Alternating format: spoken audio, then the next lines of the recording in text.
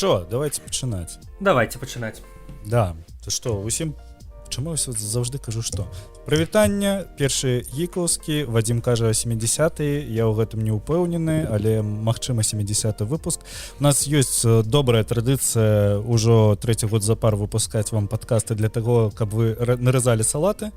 Вось, Егор, прывітанне.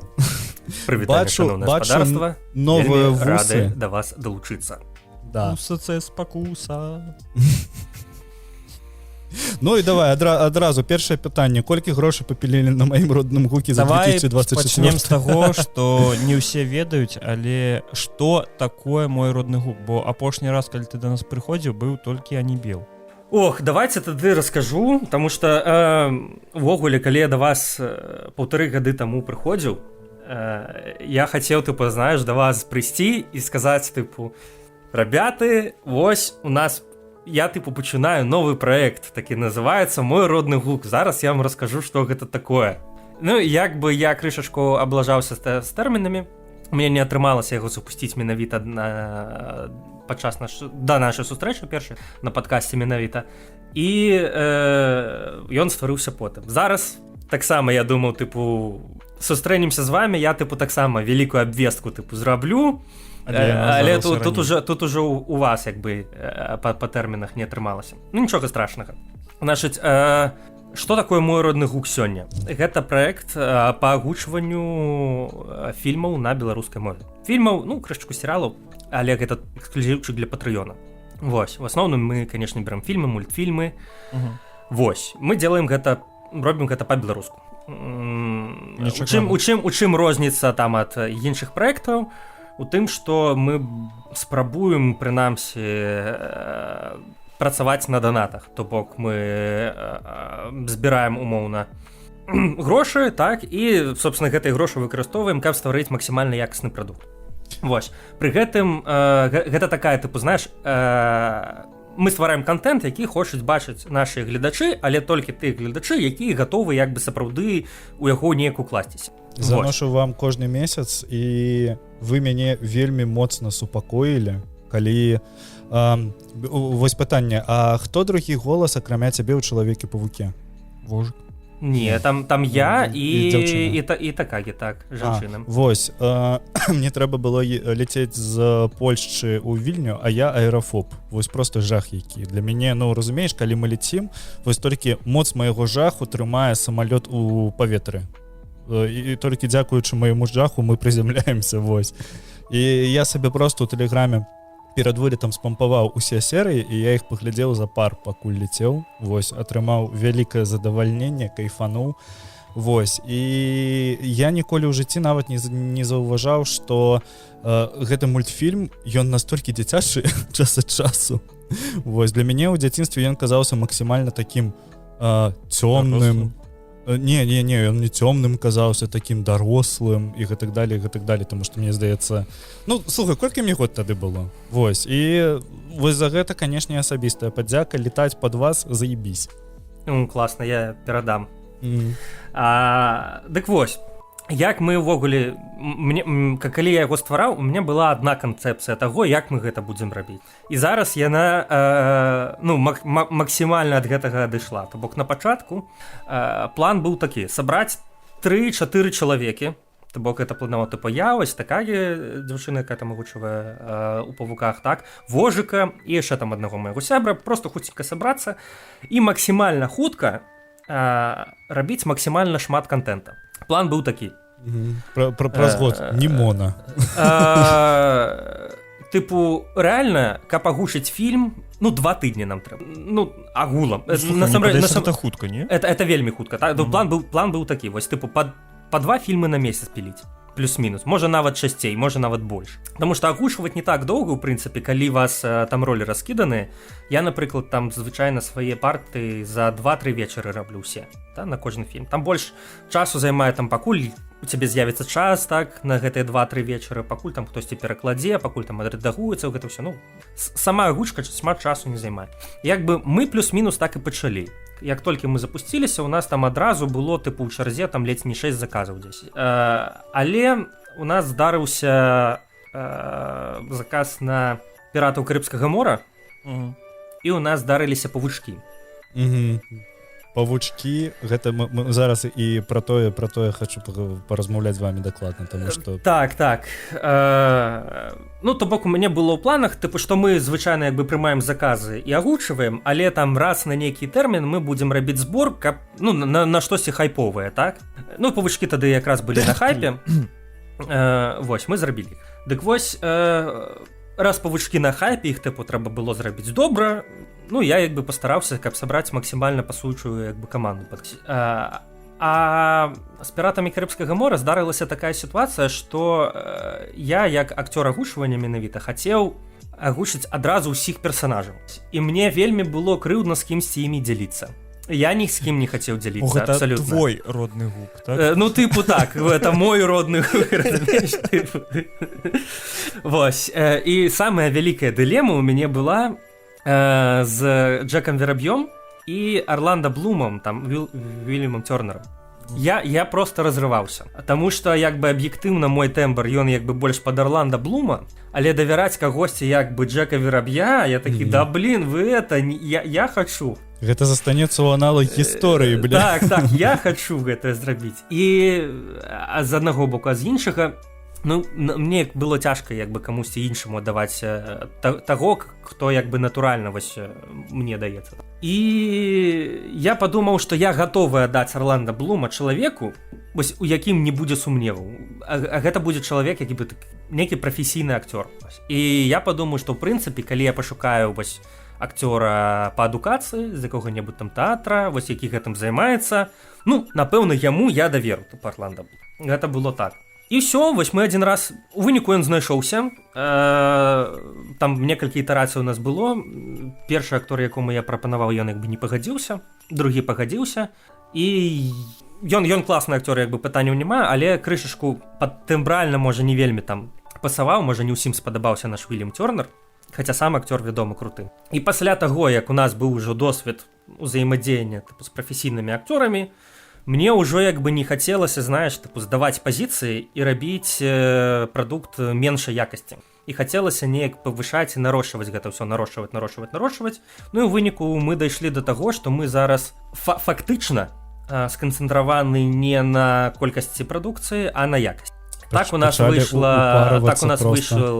гэты Дэдпул 3, напрыклад, так, у нас выйшаў Німона, дзе мы максімальна ўпароліся. Бля, Німона прям... І вось зараз я вось пасля гэтых двух твораў я прыкінуў, што мы, напэўна, пасля Німона і пасля Дэдпула і пасля піратаў мы, напэўна, можам агучыць усё. І я думаю, ну а калі ўсё, то значыць трэба вось то, што я давно вельмі хацеў, але вельмі баяўся браць, бо баяўся як бы сапсаваць. Слухай, што гэта? Валадар персцёнкаў, так. Так, зробім выгляд, што гэта быў анонс, але збор ідзе некалькі дзён, вось, і збор ідзе, ну, тыпу... Ужо на другі фільм, мне падаецца. $2410 ну, на другі момент. На момент запісу яшчэ не сабралі, але мы сабралі як бы агульна палову ад усяго збора, то бок мы сабралі на палову другога фільма. Так, таму... Плюс-мінус. Я вось адзінае, што як фанат і кніжнай серыі і фільмовай серыі хочу сказаць, што тыпу рабіце, пацаны. Я не ведаю, гэта адно з таго, што я мінімум адзін раз на год пераглядаю «Валадара персцёнкаў» і яшчэ наверх магу паглядзець і «Хоббіта», хоць мне ён не вельмі падабаецца. Вось, і гэта адна з маіх мар мець у піздатай агучцы ці дубляжы, няма розніцы для мяне, але тыпу, калі гэта ўсё будзе арганічна, а вы за гэты год мінулы, ну вось як мінімум мне даказалі, што вы максімальна арганічна можаце рабіць, таму што першае, мне здаецца, я паглядзеў вашых павучкоў. Вось, першы вы матрыцы, мне здаецца, агучылі. Не, у нас увогуле першы наш праект быў дэбютны, гэта апусціць перыскоп. Апусціць перыскоп, так. І гэта вось якраз быў той фармат, якога я хацеў прытрымлівацца. Да. Тыпу, у нас першапачаткова, у нас ёсць некалькі такіх фільмаў, гэта апусціць перыскоп, гэта... «Вайна супраць усіх», здаецца, ці неяк так ён называецца. Гэта старым тут не месца, ну, матрыца можна так туды запісаць. Вось гэта такія фільмы, якія мы рабілі уласнымі сіламі і мінімальным як бы складам. То бок там да 4 чалавек. Але ну типу матрыца таксама піздата атрымалася. Ты просто так кажаш зараз, што ну там мінімальнымі сродкамі за мінімум часу, вось мінімальным складам, але ну максімальна арганічна, як па мне. Не смакчу сраку, вось усё добра.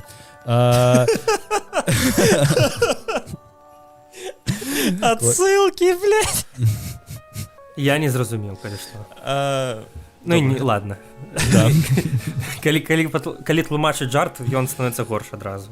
Не, гэта смешна, бо пачакаем. памятаю, што я самае відэа абсента, дзе ён сказаў тым, што 99%, што больше не будзе выпускаць песні на беларускай мове. Ну так, памятаю. На нашай ніве выйшаў аб гэтым артыкул, у каментарах напісалі, а на першым гікаўскім яго за беларускія песні сраку смакталі. Такі, дзякуй. Тлумачэнне вырыш, калі ласка, на монтажы. Каб панчлайн адбыўся. Ладно, так пра што мы там казалі? Мой родны гук, я просто хацеў просто пра гэта ўсё сказаць, што у вас неяк так атрымліваецца вельмі добра арганічна падбіраць ролі. Мне вось цікава, на прыкладзе, вы пакуль не разглашалі каст уладара пярсцёнкаў, так? Ён ідзе. Мы яшчэ не ўсіх набралі на дадзены момант. Пра каго-небудзь ужо можаш распавесці? Але асноўны ён амаль як бы складзены. Добра, амаль складзены. Я ўжо ведаю дакладна, хто будзе Арагорнам, хто ў нас будзе Гендальфам, хто ў нас будзе Голумам, хто я таксама ведаю, хто будзе Голумам. Не вожык. Не вожык. Я ведаю, што ты ж мне відос кідаў. Ну калі што, на Голума як бы я спрабаваў сябе, я спрабаваў вожыка, і я спрабаваў яшчэ, гэта можна, спадзяюся казаць, Андрэя Бібікава. Вось, і ну вядома, як бы чалавек з 20гадовым акцёрскім стажам, ён як бы ўсіх парве. Вось, але я лічу, што і вожык, і мы справіліся таксама добра, і нашыя спробы можна, дарэчы, паглядзець. Так. Я уяўляю, як вожык сваім старчаскім голасам. Ты ж можаш паглядзець. Да, там на канале лежыць. Хіба там ёсць? Там ёсць, там дзве спробы, там апошні пост у канале, гэта дзве спробы. Гэта мая спроба і спроба вожыка. І там можна паглядзець, як мы дублюем Голума. І вожык справіўся вельмі круто. Ну слухай, ён пляму просто выебаў ролю плямы. Мне здаецца, што вось гэта патрапленне ў 10 у 10 было, таму што вось вожык з яго... Ну, гэта вожык. Гэта спрацавала... Ну, вогуле, я не знаю, это не сакрэт, што ў маім родным гуку ролі распісваю я. Вось. І я скажу, што гэта спрацавала па той прычыне, што тыя, хто ведаюць голас вожыка, хутчэй за ўсё ведаюць яго не колькі праз фільмы, хутчэй колькі праз сялякія смешныя скетчы. І голас вожыка, у яго ёсць ужо пэўная... Брэнд. Вось, ну не брэнд, хутчэй асацыяцыі з яго голасам. Гэта як часам працуе як і ў плюс, так і ў мінус. Вось. Але ў дадзенай сітуацыі з дзіцячым мультыкам і з такой камічнай у пэўным сэнсе роллю, так, гэта спрацавала прям вельмі ў плюс. Пры гэтым вожык умее, як бы, знаеш, заўсёды здзівіць, калі яму даць нетыповую нейкую ролю. Afterlife, напрыклад. Afterlife? Ну, Afterlife... Не, там все класна, там просто аднагалоска, і як бы гэта крышачку іншае. Ну так, вядома. Вось, але я вось... Ну, адзін з прыкладаў гэта, напрыклад, як вожык агучыў Голума, альбо як ён агучыў Тімаці Шаламе і урывачак і выклаў у сваім інстаграме. Так. Гэта максімальна як бы нетыповы вожык, якога вы звыклі слухаць. І ён як бы умее здзіўляць. Што там наконт дубляжа Дзюны? Магчыма, немагчыма? Ну, дай грошай, блядь. Будзе табе дубляж Дзюны. Глядзі, ў чым штука. Ёсць... Я скажу так. Спадзяюся, нікога не пакрыўджу, як бы, так? Але калі пакрыўджу, не буду выбачацца. Ёсць рабяты, якія пераклалі і першую, і другую Дзюну на беларускую мову. Але там субцітры. Калі вы глядзелі гэтыя субцітры, там прям самы першы надпіс кажа пра тое, што мы, маўляў, не дазваляем нашыя субцітры хоць неяк выкарыстоўваць. Вось. Я пытаў у перакладчыцы, ці можам мы як бы выкарыстаць гэты пераклад. Яна сказала не, таму што мы збіраемся піліць сваю агучку. і яны нібыта піліцца. Окей. Вось. Але так скажу па шчырасці са свайго досведу шматгадовага ўжо, так, не лепшая ідэя браць першай агучкай праекта свой любімы нейкі тайтл. Таму я пры ўсёй павазе да людзей, як бы так, мне ёсць такая вялікая доля скепсіса наконт вынікаў. Па-першае, па-другое, мой родны гук зрабіў бы як мінімум не горш, так? А па-трэцяе, у тым перакладзе такі спецыфічны падыход да імёнаў і ўсяго такога. Ну вось это чаму я скрывіў лицо у гэты момант. І там як бы гэта тлумачыцца нібыта тым, што вось яны там настолькі цямяць за лор, што яны там паглядзелі відосы аўтара наконт тлумачэння таго, як вымаўляюцца пэўныя імёны, і, маўляў, іх тыпу пераклалі там на рускую, на ўкраінскую неправільна. Але зараз жа, калі не выйшаў, то выйдзе пераклад кніг па Дзюне. Афіцыйны, так, у Янушкевіча, здаецца. І мне вось адзін з перакладчыкаў кніжных казаў, што бачыў гэты пераклад, і там вось будзе тыпу Атрейдасы і вось гэта ўсё. Ну, тыпу, так, як мы плюс-мінус звыклі гэта ўсё. Таму я думаю, што калі мой родны гук гэта зробіць, гэта будзе альбо нейкі збор, альбо гэта будзе, ну, чысці заказ. Вось. Але ў збор я асабліва не веру, таму што калі ёсць будь-якая іншая агучка, ён, скажем так, зборы значна скідавае. Той же байцоўскі клуб, які мы рабілі, мы не назбіралі всю сумму. Там я, скажем так, як у ролі прадюсера, я крышачку выкраціўся і зрабіў так, каб мы ўсе ўклаліся ў гэту. Вось. Але усю сумму мы не сабралі. Чаму? Таму што, ну, мне здаецца, адна з прычын, як бы і нам пісалі, а чаго вы збіраеце на фільм, на які ёсць ужо агучка. Ці трэба казаць, што там агучка, ну... Беларусы не разумеюць канцэпцыю альтэрнатывы. Але можна абраць. Не хочацца як бы просто пра іншых рабят казаць не кепска, но але аб'ектыўна агучка такая па якасці саступае таму, што зрабілі мы. Вось. Калі ў цябе там Марлу агучвае Крысціна Дробыш, я не знаю, хто ў Беларусі агучыць е лепш, чым яна. І будзе гучаць арганічна. Гэта настолькі трапленне было, што прям... Я калі гэта ўсё пераглядаю, і на запісу быў, я такі слухаю, думаю, блін, як вось... Ну, тыпу, вось... Яна гучыць вось прям класна. Вось, таму не знаю, што ў нас там з Дзюнай будзе і калі будзе. Я б, канешне, хацеў зрабіць Дзюну, я б, канешне, захацеў бы агучыць там і Тімаці Шаламэ, таму што ён мне падабаецца. Вось, але не знаю. Можа, я сваё жаданне агучыць Тімаці Шаламэ закрыю тым, што мы зробім нейкі іншы фільм з ім. Ой, там выходзіць у яго зараз фільм, які там сарваў дахіра ўсяго усялякіх статуэтак, яго зараз закрытыя паказы на фестывалях ідуць. Пра музыку Божухна, я не памятаю. Ой, блін. Колькі гэтых фільмаў пра музыку? Там, да, байопік Божухна. Не, я лепш, знаеш, возьму там фільм ёсць Sweet Boy, ці як ён там называецца. Карацей, дзе ён у нейкага мужика закохвае. Вось, нармальны такі, зноў сракі падпаліць і ў чэрвені выпусціць. Да, ладно. Да, давайте, да. Скандал. Гэта мы любім. Слухай, па-першае, я паглядзеў Немону, агучка Немоны, самого персонажа. Бля, яна настолькі трапляе ў вобраз персонажа, як бы тавталогія. Вось, мне вельмі спадабалася, бо вельмі пасуе голас. Не ведаю, хто агучваў, але... Тое, это не сакрэт. Ну вось, велізарны рэспект, і ў яе атрымалася... Яна і пераклад яшчэ зрабіла. І атрымалася трапленне на 100%. Якасная, вельмі якасная агучка. Я глядзеў у VR, я кайфану, вельмі моцна. Пра Немону можна шмат расказаць. Я рабіў ролик, тыпу, як мы агучвалі, але, ну, там за 1,5 хвіліны не шмат чаго раскажаш.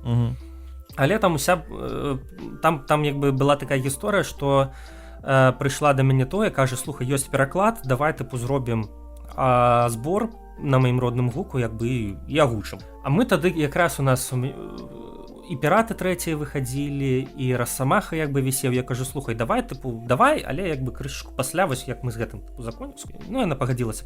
Вось.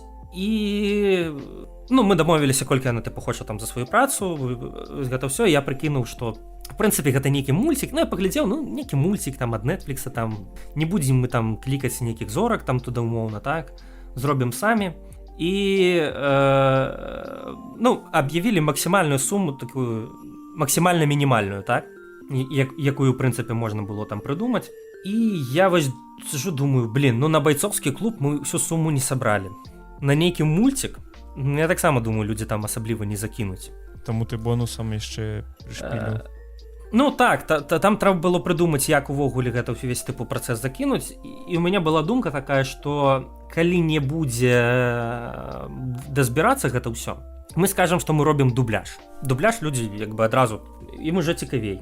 Але неяк мы сабралі хутчэй, чым я паспеў аб'явіць, што мы робім дубляж. Вось, і мы яго, собственно, зрабілі. Але перад тым, як увогуле мне прыйшла думка пра дубляж, мы зрабілі для рабят, хто вось такі самі сабе агучкары, так, я арганізаваў курс павышэння кваліфікацыі. Мы ўжо супрацоўнічалі з Андрэем Бібікавым на Расамахе, а ён як бы, акрамя таго, што ён сам акцёр агучвання, гэта, напрыклад, афіцыйны расійскі голас ката ў ботах апошняга. Вось. Ён, акрамя ўсяго гэтага, ён яшчэ і выкладае. То бок ён як бы як настаўнік менавіта па пастаноўцы голаса, па працы з голасам. У яго там ну, ёсць кампетэнцыі як рэжысёра агучкі, так? Вось. І мы з ім прыкінулі, што можна было б тыпу зладзіць такі міні-курс для нашых акцёраў, каб ім павысіць кваліфікацыю. Вось. І там цягам месяца па аднаму занятку на тыдзень, але вялікаму такому, мы правялі, дзе ён расказаў тыпу там як дышаць, як ты паставіць голас. Там шмат чаго было таго, што мы ведалі, але ў кожным занятку было штосьці новае, такое прынцыповае, што як бы цябе на ступеньку вышэй ставіць. І самае галоўнае, мы ўсе там рабілі дамашкі па дубляжы менавіта. І ён як бы кожнага слухаў і даваў нармальны прафесійны фідбэк. І казаў, што выправіць. І я, напрыклад, для сябе, я там 5 гадоў вось агучваю, так, і я першыню пачуў нармальна як бы развернуты такі водгук на сваю працу, што ў мяне так, што не так. Мне, напрыклад, крышачку, ну, папусціліся чаканні наконт сябе. Я думаў, што я тыпу ого, а аказваецца я не ого, але не настолькі, як бы так. Вось з аднаго боку, з іншага я пачуў, як іншыя тыпу робяць. Вось таксама яны мяне шмат хто здзівіў. І як бы вось ты навучыўся, ты атрымаў шмат новых ведаў, прынцыповых, так, якія ўжо змянілі твой падыход увогуле да працы агучвання, да працэсу, і вельмі хацелася гэта ўсё неяк прымяніць. Таму дубляж Німоны гэта ў нас быў такі, знаеш, тыпу, гэта такі эксперымент быў. А што будзе, калі раптам мы ўсе вось гэтыя навыкі, якія толькі што атрымалі, прыменім на фільм? Ну, мне здаецца, як бы эксперымент удаўся. А вы Німона літаральна палігон для іспытаў быў? Так. Гэта быў такі палігон для іспытаў, таму што, ну, курс быў платны. З некаторымі акторамі мы разлічваліся тым, што яны потым агучаць проста ў Німоне. Заплаціў грошы, а потым зробіш для нас працу. Ну, тыпу, грошы можаш не плаціць, тыпу, так, а потым... Гэта экспірыенс. Не, да, дакладна. Слухай, а вось цікава, ты по-любому павінен быў потым свайму настаўніку паказваць Німону, як яна атрымалася. Конечно, ён жа яе ў сябе ў інстаграме рэкламіў, ён тыпу даваў... Што ён дакладна сказаў, які быў фідбэк? Ну, па-першае, у мяне застаўся відэазапіс, але ён там па-руску як бы у сваім інстаграме як бы пра нас сказаў. Мне прыватна ён сказаў просто, ну, некалькі разоў мы з ім размаўлялі. Ён сказаў, што апошняя, тыпу, это охренительная работа. Вось, это, тыпу, просто клас, супер. А да таго, як мы Німону выпусцілі, мы ж выпускалі ўрывачкі. Вось я выпусціў першы ўрывачак са сваім дубляжом. І мы сустрэліся, якраз вось у Гданьску ён быў. Ён там даваў, выступаў, карацей, у тэатры. Я прыйшоў як бы на пастанову, я бачу, ён яшчэ там стаіць, шасці палец, мы падышлі, як бы паразмаўлялі. Ён такі кажа: слухай, паглядзеў, тыпу, у вас урывачак нейкі апошні, што вы там робіце. Ну, прям фірма, класна. Вось хлопчык, які гэта зрабіў, прям вельмі пастараўся. Бля, сур'ёзна, ты не пазнаў? А я такі стаю, думаю, это я быў. Ты знаеш, що таке було. Думаю, блін, класно, приємно. Кайф. Вось. Ну гэта для мяне гэта вельмі ценна, таму што самае такое, я думаю, вы таксама як праект разумееце, што вельмі складана атрымаць нейкі аб'ектыўны фідбэк. Бля, Не, бо у на нас основном это- так заливали. Да, у нас ніколі ніякага фідбэку не было, акрамя вось кепскага. Вось это так атрымліваецца. У нас ёсць не знаю, база калі на элітарнай YouTube зайсці, суполкі. там все пішуць дзякуй, там вось такое дзякуй за мову, там яшчэ што-небудзь. Слухай, то- гэта ж я б не сказаў, што гэта цалкам фідбэк.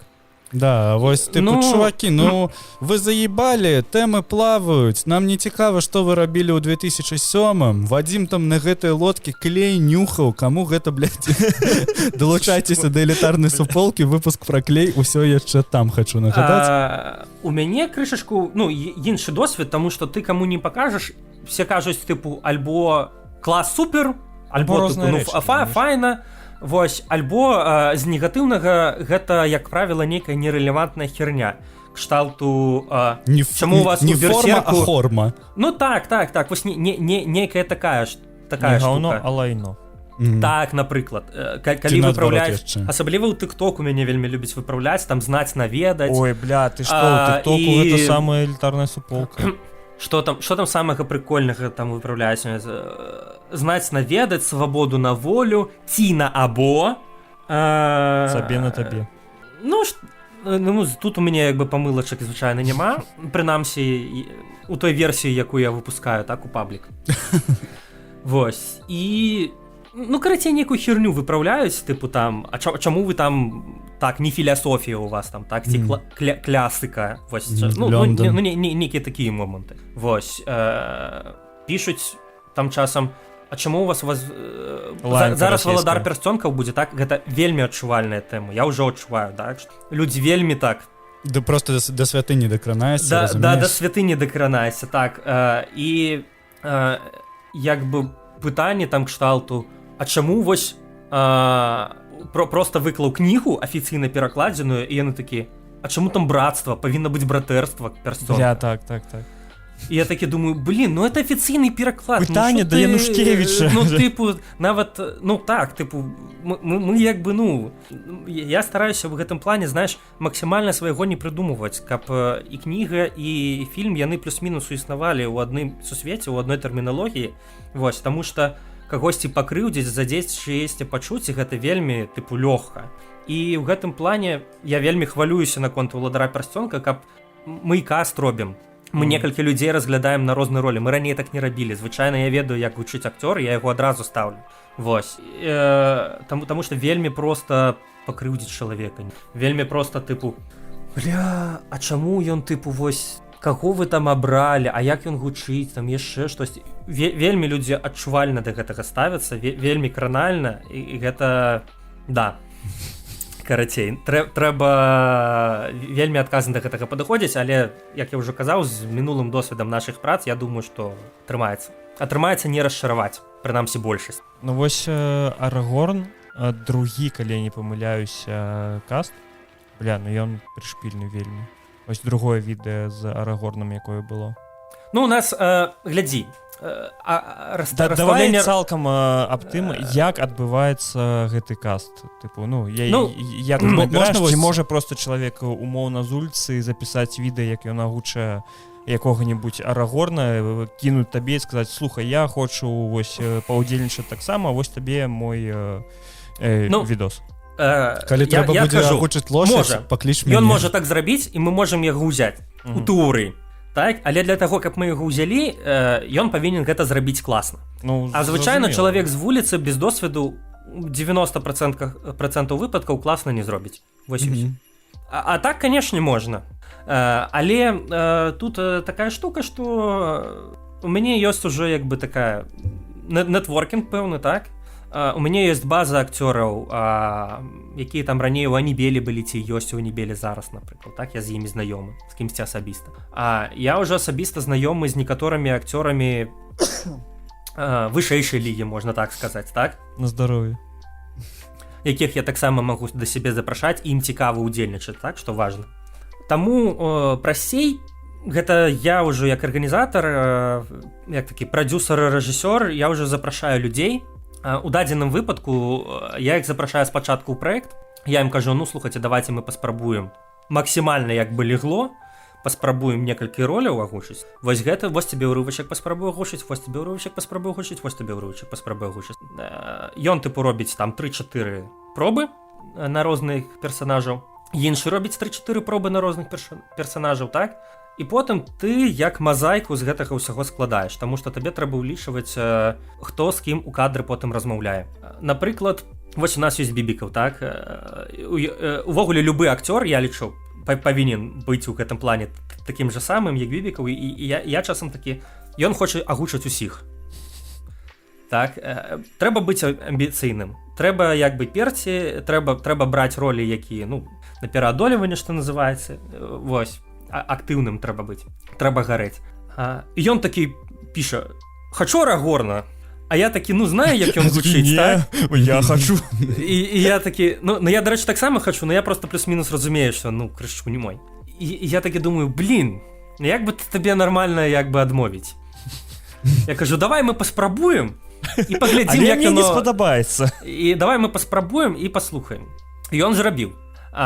І я скажу шчыра, акцёр яго ўзроўню не можа зрабіць кепска. Ён зрабіў класна. Але ў яго ёсць пэўныя асаблівасці, так, якія крышачку састараюць яго голас. І, ну, магчыма, калі б ён пастараўся больш, Арагорн бы пасаваў больш, але ў той пробе, якую ён зрабіў, Арагорн атрымаўся крышачку за стары. І гэта першы момант. Так яму лет пад 40 так-то. Ну, яму-то лет пад сраку, але выглядае ён ну, так, молода, таму і гучаць ён павінен адносна, так? Такім сярэднім узростам. Мільён. І акрамя таго, і нават такога Арагорна можна было б паставіць у каст, калі б все астатнія галасы гучалі плюс-мінус суадносна яму. Вось. Але, напрыклад, у нас будзе нейкі там Барамір, так? Ці нейкі яшчэ там хтосьці побач з ім, якія будуць гучаць просто на 10-20 гадоў маладзей. І гэта не будзе як бы плясацца разам. Па-першае. І на постпрадакшне таксама ніяк не выправіш. Ну канешне, не, ты на постпрадакшне ўвогуле ніхера не выправіш.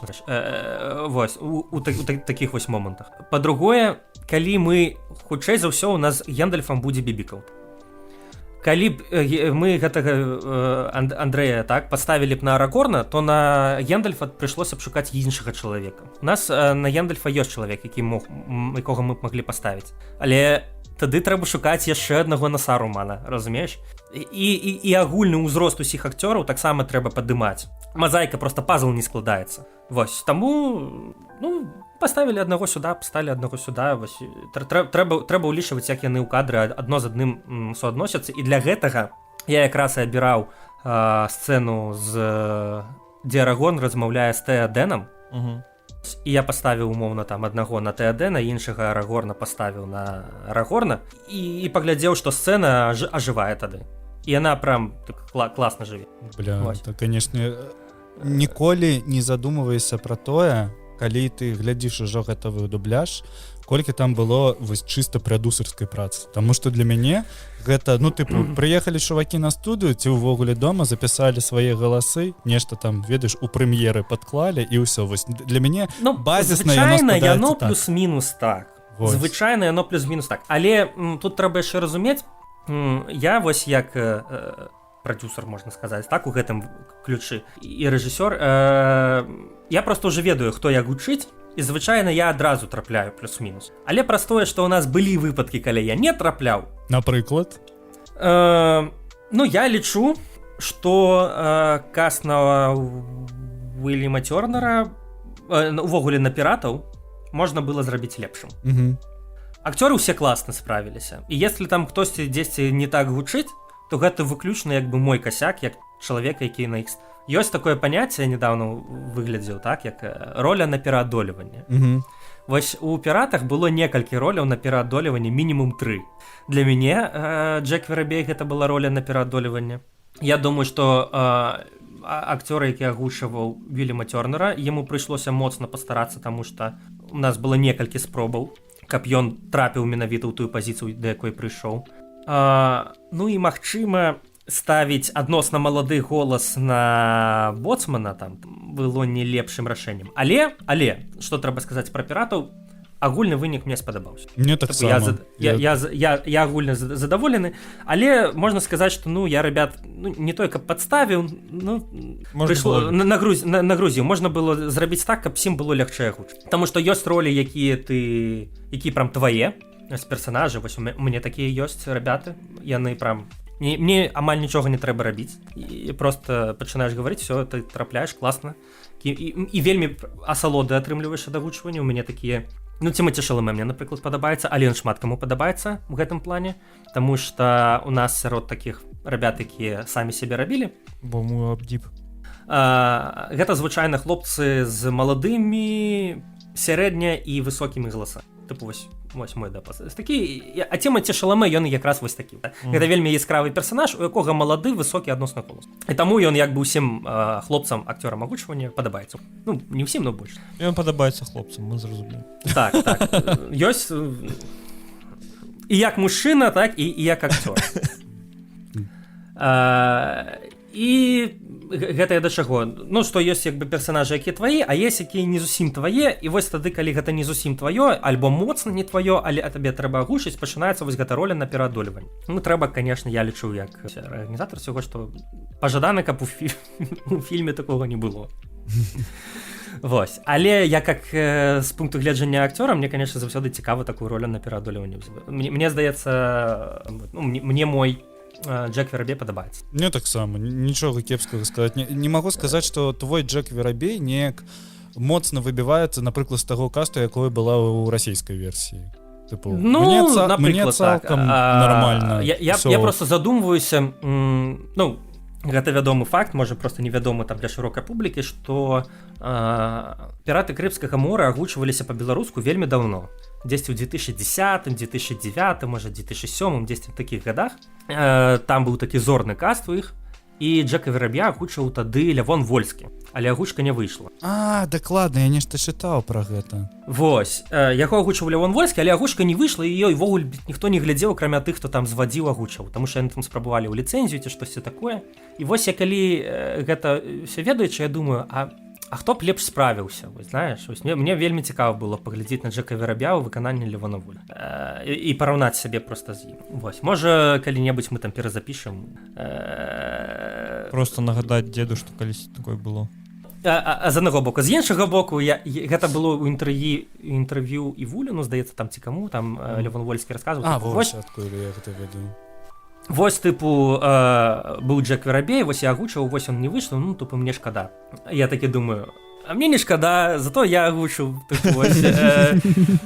Вось ты хацеў, Лявон Артурович, так? А зрабіў я. Слухай, я магу заспойлерыць, у нас на наступны год існуе дамова з Лявонам Артуровичам на першы гікаўскі. Я вось у яго спытаю наконт таго, як яно гучала і які там быў экспірыенс. І ці глядзеў ён нашу версію і ці спадабалася яму? Мы яму пакажам. Слухай, мне падаецца, я сёння пайду глядзець, бо не буду крывадушыць, я яшчэ не глядзеў піратаў Карыбскага мора.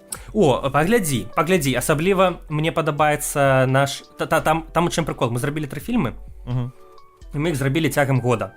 То бок першы фільм мы агучвалі дзесьці ў ліпені 23-го, а трэці фільм мы агучвалі ў ліпені 24-го там. І можна паглядзець, як ребята выраслі.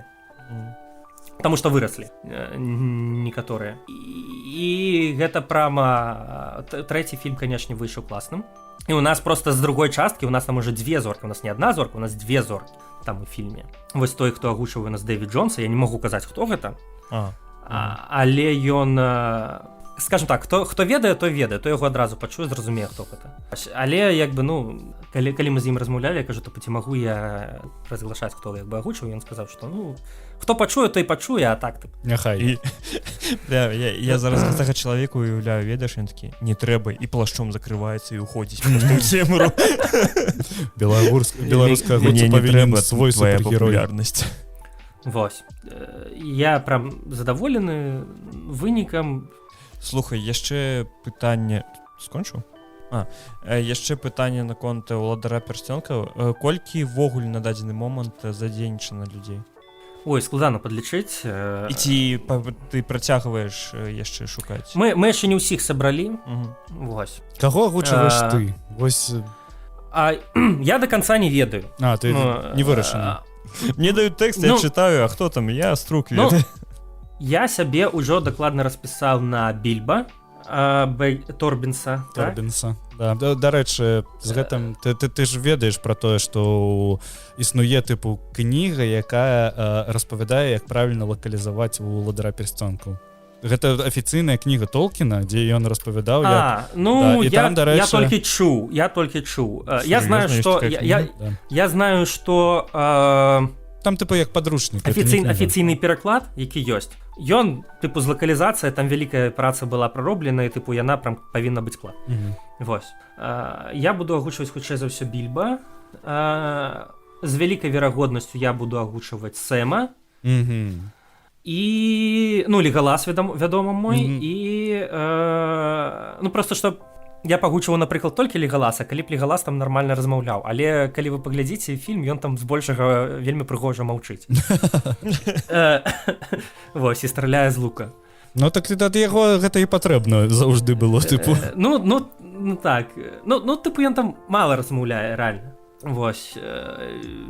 Більба, Сэм, Легалас, ну, можа, хто-небудзь яшчэ. Я яшчэ паглядаю на Эльранда, здаецца, так яго клічуць. Гэта у Рывендэлы ці дзе там у гэтай сталіцы эльфаў кароль, карацей. Я проста гэтага актора агучваў у «Матрыцы». Да, вось я толькі хацеў сказаць, Элранд Сміт. Так. Вось, я яго агучваў проста ў «Матрыцы», я думаю, што можна было б яго ўзяць, але на гэтую ролю у нас яшчэ будзе некалькі пробаў. То бок я чакаю, пакуль яшчэ 2 акцёры мне запішуць пробы на яго, і там я ўжо прыйду. Самае складанае ўвогуле ў гэтым ва ўсім, гэта не ставіць сябе на кожную ролю. Як бы уздыхнуць, выдохнуць і, тыпу, сказаць... Хопіць. Ну, свае, скажем так, мэты праекта, так, ставіць вышэй за свае амбіцыі. Вельмі складана. Але я стараюся, я думаю, што атрымаю. Я не магу не спытаць, Вожык будзе агучваць Мэры ці Піпіна? Вожык будзе агучваць Мэры. Таму што Піпін спявае ў 3-м фільме, і мы паставім чалавека, які... О, ні хрена сабе.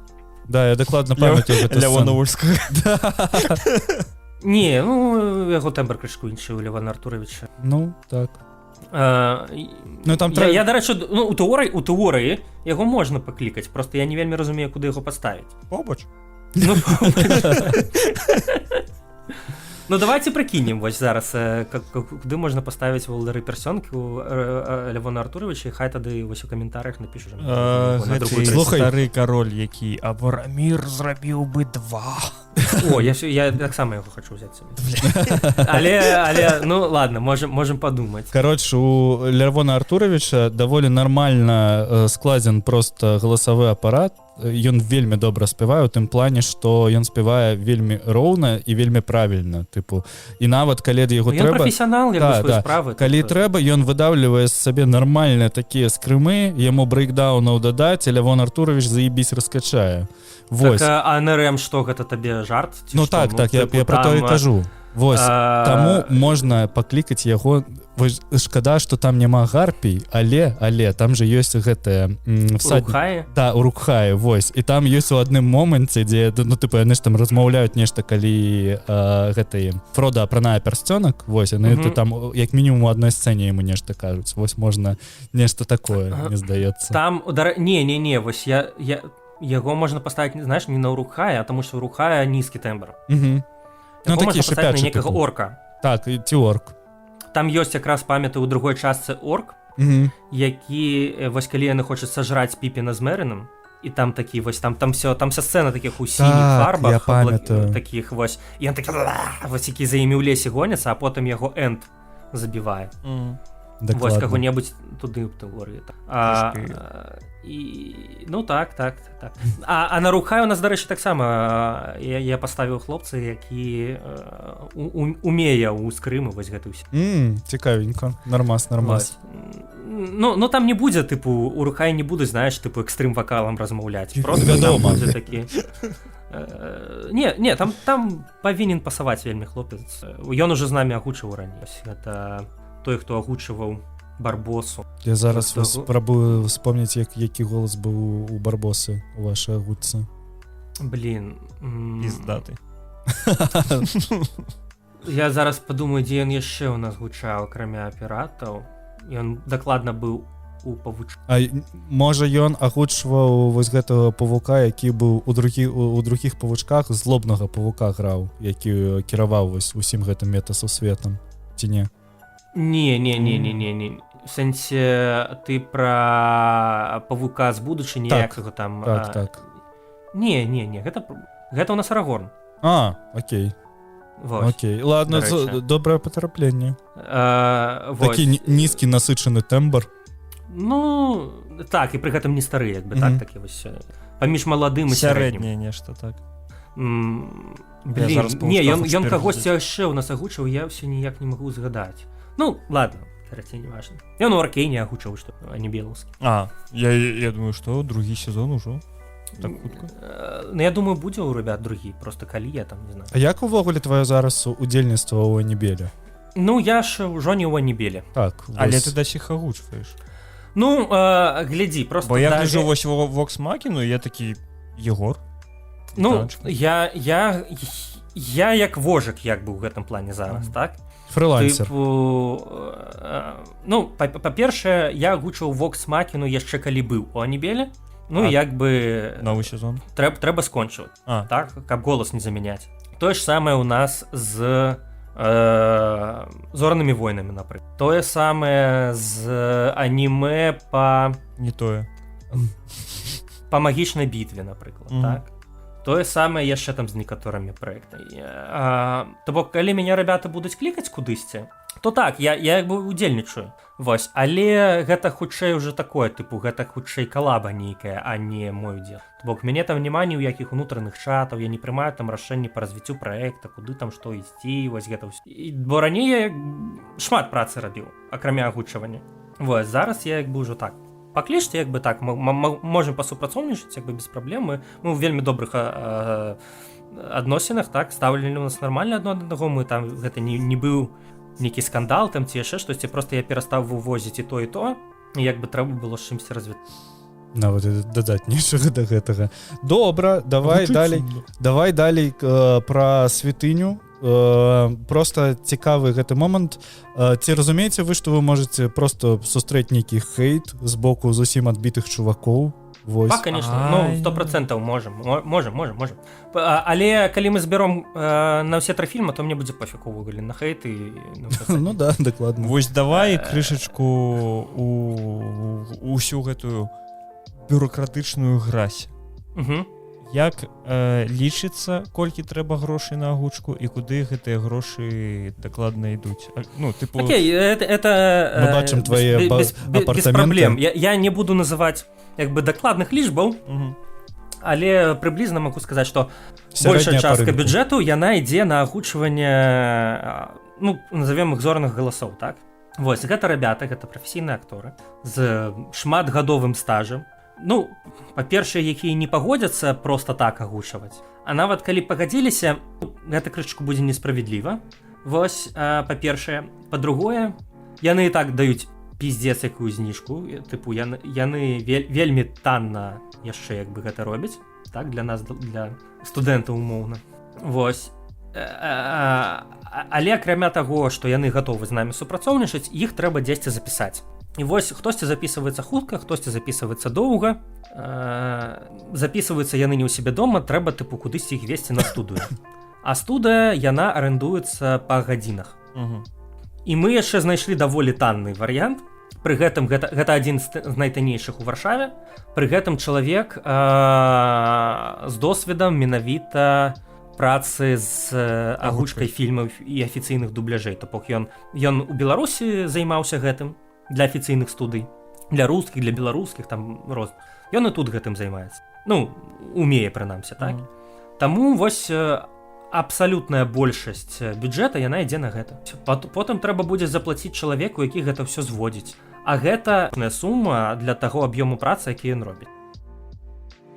Вельмі танна. Реально, вельмі танна. Таму што, ну, прыкінь, каб звесці 4-гадзінны фільм, колькі гэта трэба часу. Конечно. Я Да, як там чалавек, вось які Арсень- працуе з гукам, гэта пиздец, я не уяўляю. Ты ко мне Арсень прыехаў. расказваў так у сваім твітары, што ён на кожную сцэну ледзь не асобны праект стварае, Мгм. ідзе выбудоўвае просто цалкам стварае нанова прастору Мгм. для дубляжа. Ён за гэта бярэ за фільм, ну, рэальна сімвалічную суму. Вось, астатняе, ну, колькі астанецца, гэта ўжо вось на такіх энтузіастаў, як бы там, хто агучвае пазовы сэрца ў сябе дома. То бок калі хто слухае, не трэба разлічваць на тое, што вы зараз пройдзеце кастынг такія, бля, ўсё, мільёны усе ідуць мне ў кішэню. Блин, ну мне сорамна просто казаць. Я не кажу лічбы, таму што мне сорамна Не, казаць. ну, Тыпу, зразумела, што- гэта настолькі як бы маленькая сума. Мне так хочацца плаціць людзям больш, так, каб яны атрымлівалі ўсе столькі, колькі яны заслугоўваюць, але ну людзі столькі як бы не гатовы данаціць. Ну калі вы гатовы данаціць тыпу па 10 000 баксаў там, я не знаю, на фільм, так? Ну тады так, там все будуць атрымліваць столькі, колькі яны павінны атрымліваць. Ну, а мы робім 1400 на фільм. Это мало. Мгм. Вось. Асабіста не такі велізарны. Типу, так, все грошы ідуць просто там у студыю гуказапіса, на вось гэтых зорных актораў, частка ідзе, вядома, на гук яшчэ, ну, маленькая, дарэчы, маленькая вельмі. Ну і потым таксама трэба рабятам там закінуць. Напрыклад, 200 баксаў, так, шмат ці не шмат. Ну, калі на рукі ты атрымліваеш адзін, ну, нармальна. Можна сказаць, што і шмат. А калі вас там 10, То так. ну это пойти піва попіць. Там рэальна як бы вось лезь не за шклянку піва, але як бы ребята удзельнічаюць. Вось. Ну я перамяшаю не за шклянку, ну за 2 шклянкі. Ну вось такія парадкі. Ну і хочацца сказаць, што акторы агучцы, яны ж ніколі ў жыцці дахіра бабла не вырубалі. А яны і ў радавалі. афіцыйных студыях шмат не вырубаць. Так. Ну, але зноў жа, гэта прынамсі грошай. Ты знаеш, калі гэта афіцыйна і калі гэта шмат працы, то гэта грошы, на якія Ну, можна не шыкаваць, я ў гэтым плане. Не. Я памятаю просто нават... Абсалютна не. Але гэта грошы, на якія можна жыць. Ну вось просто уяўляеш сабе акцёр, ён там грае дзе-небудзь у тэатры, у яго там заробак 700 рублёў. Вось яго клічуць, напрыклад, там паагучваць нейкія фільмы, яны робяць, напрыклад, двухгалосы закадравыя гэтай начыткі, voice-over, так называем. Яны кудысьці едуць на гэтую студыю, там жывуць тыдзень, напрыклад, так, за тыдзень там штук 10 фільмаў запішуць, напэўна, плюс-мінус. Усё вяртаюцца, і гэтых как бы грошай хапае, тыпу, каб месяц жыць нармальна. Але ну не шыкаваць, не, кватэру ты там себе не набудзеш. Вядома. Вось. Мне ўвогуле вельмі сумна, таму што, ну, тыпу, вось мы працуем з акцёрам, ён там, акрамя таго, што ён грае ў тэатры, ён там для нас штосьці піша, ён перыядычна ў фільмах нейкіх там здымаецца, яму трэба яшчэ там фрылансіць айцішнік. Ну, такое штосьці. Не айцішнікам, ну, каля айцішна. Вось. Там штосьці з дызайнам. Ну, блин, з гэтымі вашымі кампухтарамі. Та, ну, сэнс у тым, што ён як фрылансер там дзесьці на апворке, ці дзесьці яшчэ там вось адпрацоўвае, таму што вось справа жыцця яму вось не хапае. Да, дакладна. Ну, это сумна. Ці не вырашае гэтыя праблемы вось нейрасеткавы дубляж? Вось зараз я разумею, што зараз не існуе там умоўнай нейрасеткі, якая будзе Будзем агучваць на паглядзі, беларус. як ён з'явіцца, паглядзі. Але ну я скажу, што то, што робіць зараз ChatGPT в якасці пераклада, яно гаўно. Яно хапае для бытавога ўзроўня. Так, яно хапае, напрыклад, для разумення, плюс-мінус. Таму што Вось, але калі ты робіш пераклад, я б з задавальненнем гэта выкарыстоўваў, таму што гэта было б танна, і мы маглі рабіць шмат. Але па факту яно зараз гаўняна. Ну яно будзе. Ну тыпу як-небудзь ён усё ж таки дапамагае ці не, там я не ведаю, чарнавік зрабіць умоўна. Ну так, можна рыбу накідаць, напрыклад, нейкую, знаеш, і потым правіць. І пытанне, наколькі гэта будзе хутчэй. Тыпу нанова перакладаць сядзець альбо пераправяраць пераклад ChatGPT. Я яшчэ не ведаю, шчыра кажучы, адказ на гэтае пытанне. Без паняцця. А што за гучкай, дык гэта, мне здаецца, пакуль што акцёр будзе танней.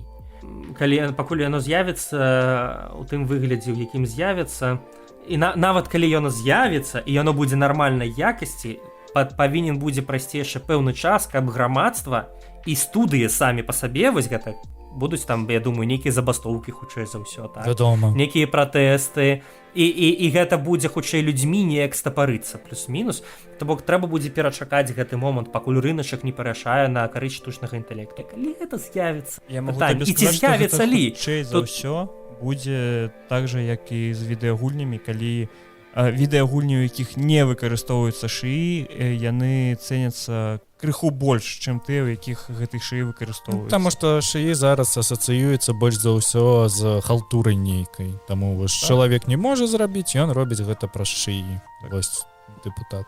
Пытанне, як яго грамотна як бы выкарыстоўваць. Ты ж можаш карыстацца, напрыклад, калі там штосьці перакладаеш, падглядзець у Google Translate. Вядома, чувак, я... А чаму ты не можаш як бы папрасіць дапамогі штучнага інтэлекта? Але ну калі ён цалкам за цябе робіць працу, гэта тое ж самае, што з Google Translate умоўна ставіць, толькі крышачку лепшай якасці. Але гэта ўсё адно як бы халтура. Трэба, пакуль пра гэта гутаркі не ідзе. Пакуль. Паразмаўляем з табой на наступны Новы год. Вось, так, вось, я думаю, я б ставачку, я б паглядзеў на наступны нічога не зменіцца. Я думаю, што вось праз гады 2-3 вось можна ўжо паразмаўляць. Таму што, уяўляеце, я думаю, што год таму мы пра гэта не думалі. А ці калі думалі, мабыць, калі-небудзь. 2 гады таму мы нават падумаць не маглі пра гэта. Асабліва, што гэта будзе на беларускай мове, так?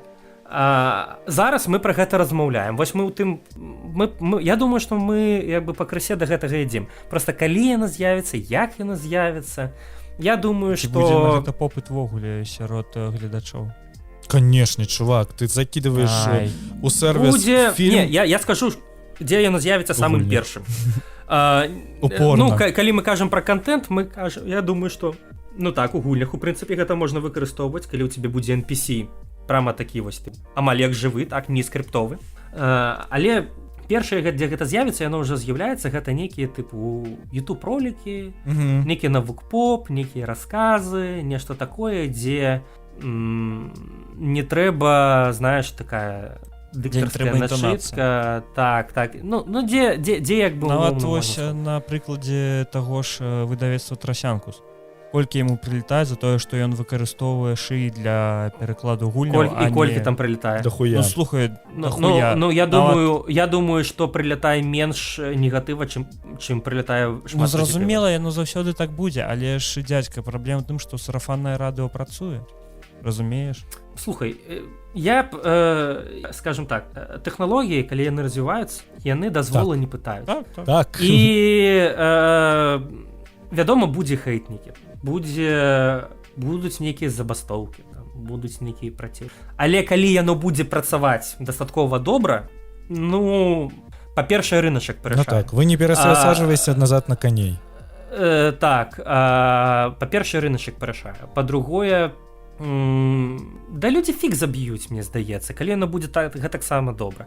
Але пытанне, калі яно будзе гэтаксама добра і ці будзе яно гэтаксама добра. Я думаю, што шмат такія сферы штучны інтэлект заменіць вельмі не хутка. Гэта, напрыклад, праца на заводзе. Можа, агучкі ён заменіць, лакалізацыя, так? Окей, тады можа у нас з'явіцца час рабіць уласнае кіно, так? Глядзець жывога акцёра будзе ўсё яшчэ цікавей. Пакуль. Яшчэ вельмі доўга.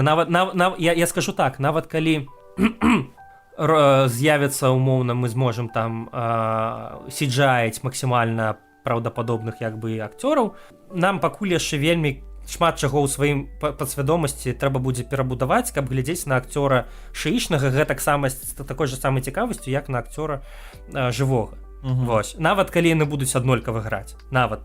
Вось, я думаю, што можа ў нас памрэ з аднаго боку сфера агучвання, але я не скажу, што гэта тыпу для нас акцёраў агучвання гэта можа будзе кепска, але беларускае грамадства ад гэтага выйграе. Таму што можна будзе агучваць шмат болей. Так, мы можам глядзець як бы все фільмы в арыгінале і ў якаснай агуцы, гэта ж круто насамрэч. Вось, як для нас, для беларусаў, калі ты можаш свайму дзіцёнку паставіць абсалютна любы фільм і сам паглядзець, і яно будзе класна. Але пытанне такое будзе, а хто будзе забіваць гэтыя промпты? Хто будзе пісаць гэтыя промпты на агучу? Думаю, што проста адзін чалавек зможа проста больш працы зрабіць, але ўсё адно менеджерская нейкая праца, яна застанецца. Усё адно трэба, каб хтосьці стварыў гэтую суполку з фільмамі.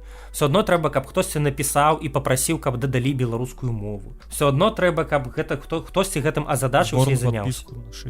Ну, што-небудзь такое. Ну я да таго, што гэта будзе. Вось. Мне падаецца, што гэта вельмі калі... далёкая будучыня. Гэта вельмі далёкая будучыня, па-першае, па-другое, нават калі яна настане, напрыклад, ну, акцёры агучвання змогуць паспрабаваць рэалізаваць сябе ў нечым больш цікавым, напрыклад, паспрабаваць здымаць свае фільмы. Бо калі гэта будзе далёкая будучыня, гэта значыць, што не толькі шыічны агучка пракачаецца, а шыічны монтаж, напрыклад, пракачаецца, шыічны CGI. І ты зможаш ужо напрыклад, зняць сабе на тэлефон дзесьці там у горадзе ці яшчэ што-небудзь, і табе намалююць такога ж CGI накінуць, быццам ты там дзе заўгодна, і якасць палепшыць, і быццам бы гэта ўсё на прафесійную камеру знята. Ну і класна. У прынцыпе, все ад гэтага могуць выйграць. Пытанне, як да гэтага ставіцца. Вось. Таму я асабліва пакуль наконт штучнага інтэлекту ўвогуле не перажываю. Я думаю, што хутчэй памрэ патрэба ввогуле перакладаць штось. У плане, што калі мы паглядзім на ўсе еўрапейскія краіны, там дубляж не карыстаецца нейкім такім велічэзным попытам, акрамя Іспаніі. Да, самы буйны неангельскамоўны рынок. Так, все глядзяць з субтітрамі, ім дастатку. А калі там ёсць агучка, гэта дыктарская начытка, гэта горш, чым то, што робіць мой родны гук. Мне просто ведаеш, што я зараз чытаю кнігу, яна назвае «Mood Machine», яна, здаецца, выйшла ці ўчора, ці пазаўчора, яна быў на Амазоне. Вось, гэта кніга дзяўчыны, якая рабіла расследаванне пра Spotify. І гэта кніга пра тое, што Spotify на дадзены момант супрацоўнічае з двумя буйнымі распрацоўшчыкамі нейрасетак, каб знізіць выплаты розным выканаўцам. Вось. І фішка ў тым, што яна там прыводзіць там падборкі Spotify, якія больш за ўсё збіраюць слухачоў, гэта плейлісты для чыла, тыпу лоу-фай, джаз і гэтак далей, і гэтак далей. І яна у яе не атрымалася знайсці ніякіх выканаўцаў, у якіх там зараз 20 мільёнаў слухачэй на месяц, 30, 40, тыпу у іх аўдыторыя атрымліваецца як у Канье Уэста, але яны існуюць толькі на паперы. Вось, і там права на іх належаць якой-небудзь кампаніі, напрыклад, Epidemic Sounds, якая ўвогуле таргуе музыкай. Вось. І мне вось цікава, ці не прывядзе нас бум нейрасетак, якія генераць відео, паходзіць у дом. Вось, і мне цікава тое, што, напрыклад, калі мы вельмі моцна зробім там вялікі крок у стварэнні відео, ці просто там не з'явяцца, ці не з'явяцца нейрасеткавыя рэжысёры, вось такое. Таму што гэта... З'явяцца... Гэта херня ўжо ўмее пісаць сцэнары. Ну, взяў ўжо зараз, як бы, у ChatGPT. Ёсць цэлы канал, дарэчы, там, я не вельмі зразумеў, там галоўны чэл беларусці, ён просто здымаўся ў купале. Я думаю, пра фільм як бы не трэба казаць, павінны ўсе былі паглядзець. Ці плюс-мінус ведаць пра яго, так, купала. Раз'ёбна. Там галоўны акцёр. Ён латвіец. Ну, ён жыве ў Латвіі. Так. Але ён рускамоўны чэл. Так. І фільме ён па-беларуску, як бы, таму я не знаю, ён там беларус, які жыве ў Латвіі, ён рускі, які жыве ў Латвіі, ці ён латвіец рускамоўны, я не знаю. Рускамоўны латвіец. Так атрымалася, мы просто знаёмы. Чыста выпадкова атрымалася. Ну, тады ты ведаеш, так, што яны ж здымаюць нібыта фільмы, напісаныя па сцэнару чата. Наконт гэтага не ведаю. Я вось... Ну, калі ты яго TikTok знойдзеш, у іх там здымаем фільмы па сцэнару чата. Дакладна, да. Яны мелкія вось гэтыя ролікі ж выпускалі. Так. Да, для рылсаў, для тиктокаў, типа вертыкальныя ролікі. Прикольна выходзіць, але я думаю, што яны, канешне... Ну, мне здаецца, вядома, яны падпраўляюць, каб гэта было раз'ёбнее, па-першае, па-другое, но іх там вельмі пиздата і аператарская праца, і монтаж клёвы, і гук клёвы, тыпу гэта вельмі прафесійна выглядае. Ну, там... Дык вось, я да таго, што... Ну, так, ну, і што? Ну, будзе. А ці будзе ён якасным, а ці будзе ён цікавым? Тут пытанне ўсіх гэтых нейрасетак, тому што гэта фактычна не штучны інтэлект. Это не штучны інтэлект, гэта нейрасетка, то бок яна бярэ масіў даных, які ў нас ёсць, і яго перапрацоўвае ў штосьці падобнае іх сярэднюю салянку. Кампутарнае навучанне, так лепей казаць, а не штучны інтэлект. Ну, просто я спрабую даступнай мовай, так, патлумачыць. Я да таго, што, ну, пакуль што стварыць штосьці прынцыпова новае, цікавае, нестандартнае, класнае, ён не можа. 100%. На жаль. Калі навучыцца, тады як бы паразмаўляем, так? Але пакуль ён не можа. і а калі навучацца, можа у нас, скажем так, шыйчныя рэжысёры і агучкі гэта будуць апошняй праблемы, про якую мы ўвогуле будзем думаць. Як бы ад іх адбіцца, бля. Так. І тут гэта можа пазабівае, знаеш, сярэднячкоў які. Ну так, слухайце, гэта як вось Copilot, магчыма, увогуле рыначак айцішкі перанасыціўся, так, зараз да джуноў патрабаванні значна большыя, чым былі калісьці, так, у тым ліку пра тое, што ёсць Copilot. Пра гэта у нас ёсць вялікая размова з Лёшай Картыннікам, IT-барадой, вось некалькі выпускаў таму, вось. Але яна не забіла IT-сферу, яна Вось не забіла зусім. ўсіх праграмістаў. Вось, я да таго, я думаю, што тут плюс-мінус будзе. Ідзіце ў агучку, кароч, нам трэба новыя галасы. Так што мне просто некаторыя, тыпу, знаеш, мне сябра такі: ты бачыў, там Роберт Даўні-младшы загаварыў па-руску прям сваім голасам, і як гэта натуральна гучыць. Ты бачыў, блин, а што будзе, калі нас там, тыпу, заменіць, і што мы не будзем агучваць? І я такі думаю, ну, па-першае... Гэта не натуральна. Ну так, па-першае, яшчэ недастаткова ён агучыў.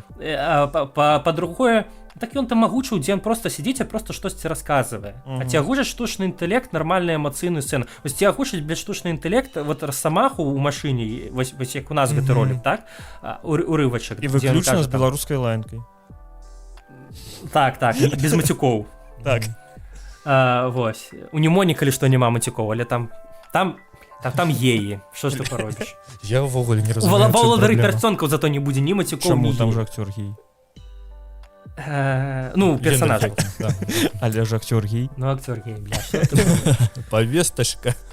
Там зато няма ніводнага чорнага пазітыўнага персонажа. І жанчын увогуле амаль няма. Там, блин, 3 жаночыя ролі на 3 фільмы. Слухай, дакладна, я ніколі не звяртаў увагу. Это капец. Мне просто так крыўдна. У мяне ёсць актрыса, яна, дарэчы, у Вільні, якая там, у якой досвед у беларускім дубляжы, яна класная. Я хацеў бы яе вельмі запрасіць на ўладара персонкаў. Ну так, тыпу, ну... Там 3 ролі. І там увогуле я пералічу Галадрыэль, Арвін, і вось я забыў, як клічуць гэтую жанчыну, якая там, тыпу, закаханая ў Арагорна без адказу. І у ўсіх траіх, мне здаецца, рэплік прыблізна столькі, крыху меней, чым у Голума. Крыху у Голума да хера рэплік. Ну, Голума, па-першае, шмат рэплік, а па-другое, я думаю, што ў Галадрыэль мала рэплік, але, ў прынцыпе, яна ж у пачатку ідзе фільма, і яна там цэлую гісторыю расказвае. Таму там, я нават магу падлічыць, сказаць дакладную колькасць рэплік у Галадрыэль. Давай. Фільм. То самы час прарэкламаваць блог для барады, так? Самы час прарэкламаваць наш ахуенны патрыён, калі ласачка падпісваемся, элітарная суполачка, дзякуй вам. 146 рэплік у першым фільме, пры тым, што агулам там 1900 ці 1700, ну, каля такога парадак такі. 146 у Галадрыэль, гэта нармальна. У Гендальфа 361 рэпліка, напэўна, самы такі персонаж, які больш за ўсіх размаўляе. Здавалася б. Ён заўжды куды-небудзь, он спачатку прыйдзе, а потым схібецца. Яго не бачна. У першым фільме, я пра першы фільм кажу. Ну так. Я ж там і з Саруманам размаўляў. Так. У Бараміра, там, вось, я магу сказаць, 146, астатніх я там не падлічу. Вось, у Голума ў першым фільме 10 рэплік. Але гэта ў першым фільме, ён там у другім раскрываецца, і ў трэцім. Калі яны ідуць у Мардор. Блин, я таксама не пакушаў нармальна. О, дарэчы, пра планы. Просто Вадзім казаў пра півко, а я вось думаў пайсці сёння ў бар, але нешта кампаніі не назбіралася. Паглядзець Усіка сёння. Усік баксер? Таксама ён сёння ноччу сёння баксіруе. Ніхера ў гэтым не разумею, таму нават нічога. Блин, насамрэч, я раней, і да і зараз, я не гляджу ні бокс, там, ні UFC, вось гэта ўсё. Я калісьці спрабаваў, мне было тупа нецікава. Пры гэтым я просто боксам шмат займаўся раней. І неяк я гляджу гэтай прафесійнай паядынкі, яны крышачку зусім іншыя, у іх іншы тэмп, іншы фармат, яны не вельмі мне цікавыя. Але Усік гэта такі тыпу геймчэнджер у нейкім сэнсе, таму што ён вельмі актыўны, пры гэтым ён цяж. І за гэтым прям вельмі цікава назіраць і вельмі... Ну і ўсё, што я чуў, што ён тыпу неверагодна хуткі. типу, што там яго Ён вельмі актыўны для сваёй катэгорыі. Так. Вельмі. Это таму што ну, звычайны цяж гэта такі тыпу вось Клічко, напрыклад. Можна яго там паглядзець баі, но яны там, стаяць Павольныя. просто там. Вельмі. Яны не актыўныя. Так? Ну, па-першае, трэба разумець, што там 12 раундаў это вельмі шмат. Это як марафон прабегчы. Цяжэй. А ў іх яшчэ вагі там пад 100 кілаграм. Ідзі, это вельмі цяжка. А Усік пры гэтым 12 раундаў скочыць просто і хуткі так вельмі класныя. За ім вельмі цікава назіраць. Вось. І пры гэтым Ф'юры таксама не тое, каб ён з далёка Ф'юры адышоў. сёння б'ецца? Так, у іх рэванш. Тож, да, там зорны бой. Так. Ну што, Усіку поспехаў, няхай яго запіздзяць. Слухай, а ты... Ну, карацей, я таксама займаўся боксам, але я перастаў ім займацца ў той момант, калі зразумеў, што не магу палічыць 2+2, бо па галаве часта атрымліваў. Ты па якой прычыне перастаў? Да, надоело. Ну як, я займаўся ў школе. Да, 5 па 11 клас. заняўся. Потым я паступіў ва універсітэт, і 4 курсы там яшчэ займаўся, а потым як бы скончыўся залік па фізрэ, як бы я далей не працягнуў Слухай, у хадзіць. мяне я, карацей, з 9 па 11 клас займаўся актыўна, вельмі актыўна спортам, я і ў мацоўню хадзіў, і боксам займаўся. Вось, а як толькі я пайшоў на першы курс інстытуту, ўсё, я просто паклаў на ўсё струк. Просто Я ва ўніверы як І бы вось праз хадзіў для 10 год галачкі зноў ўжо. пачаў. Я ва ўніверы хадзіў тыпу для галачкі, каб вось Каб гэты ты разумеў, залік у нас корпус для фізры знаходзіўся, блядь, Ты Кулішова у іншым скончыў краі ці штосьці? Біп. А, біп. Так. Біп Не, не. ёсць яшчэ і магілёўскі А. філіал. Ён галоўны быў калісьці, ён закрыты. Ну, не, ты знаешь, мне не было таких проблем, типу, что я от бокса никто. Мне наоборот, ну, в неким сенсе помогал разгрузиться и все такое. У нас просто мне было тренер был 5 вельми... Мне так само. 5 тренировок на тыдзень. Вось, і часам 6. Ну, і у мяне быў момант, што я пачаў там на алімпіядах выступаць у школе, там па матэматыцы. І у мяне быў прыкол, я, карацей, паехаў на алімпіяду па матэматыцы, на абласную. І у мяне, карацей, павінна быць апеляцыя. Ну, хто хадзіў на алімпіяду, той ведае, што... Я, на жаль, праз другое, блядь, ведаю. Ну, сэнс у тым, што там спачатку ідзе 2 туры, дзе ты задачкі рашаеш, а потым на наступны дзень ты можаш як бы абараніць, абскардзіць, умоўна кажучы, рашэнне журы, якія там падлічвалі табе балы. Сказаць, што ты тут меў на ўвазе гэта, тут павінны бал. Я, карацей, памятаю, што я апеляцыю прапусціў, таму што ў мяне узвешванне было, карацей, у гэты момант. Таксама ў Магілёве. Ну, не... Кароче, лепей на беларускіх актораў дубляжу не выёбывацца. Чаму? Да мяне ніхто ўжо не выёбваўся даўно. Можна і павыёбвацца. Мой родны гук. Як ты мне мілы. Гэта, што я хацеў спытаць? Карацей, у мяне 2 пытання. Ты калі выклаў у Instagram Reels з тым, тыпу, як мы агучвалі Німону, як рабіўся дубляж Німоны, табе ў каментарах прыйшоў чел, напісаў: вельмі файная агучка, вельмі дзякуй. Я гэта заскриншоціў, прыйшоў у нашу элітарную суполачку, можете паглядзець, падпісацца, і напісаў тыпу: бля, вось Егор кажа, што гэта дубляж, прыходзяць людзі, кажуць, што гэта агучка. Праз хвіліну прыходзіць Вожык, кажа: ты даўбаёб? Ну, я, не ты. І я разумею, што тыпу кожны дубляж гэта агучка, но не кожная агучка гэта дубляж. Так. Так? Ну, глядзі. Просто звычайна, калі мы кажам агучка, вельмі часта людзі маюць на ўвазе закадравую агучку. Альбо, як яго самі там акцёры называюць voice-over. Вось.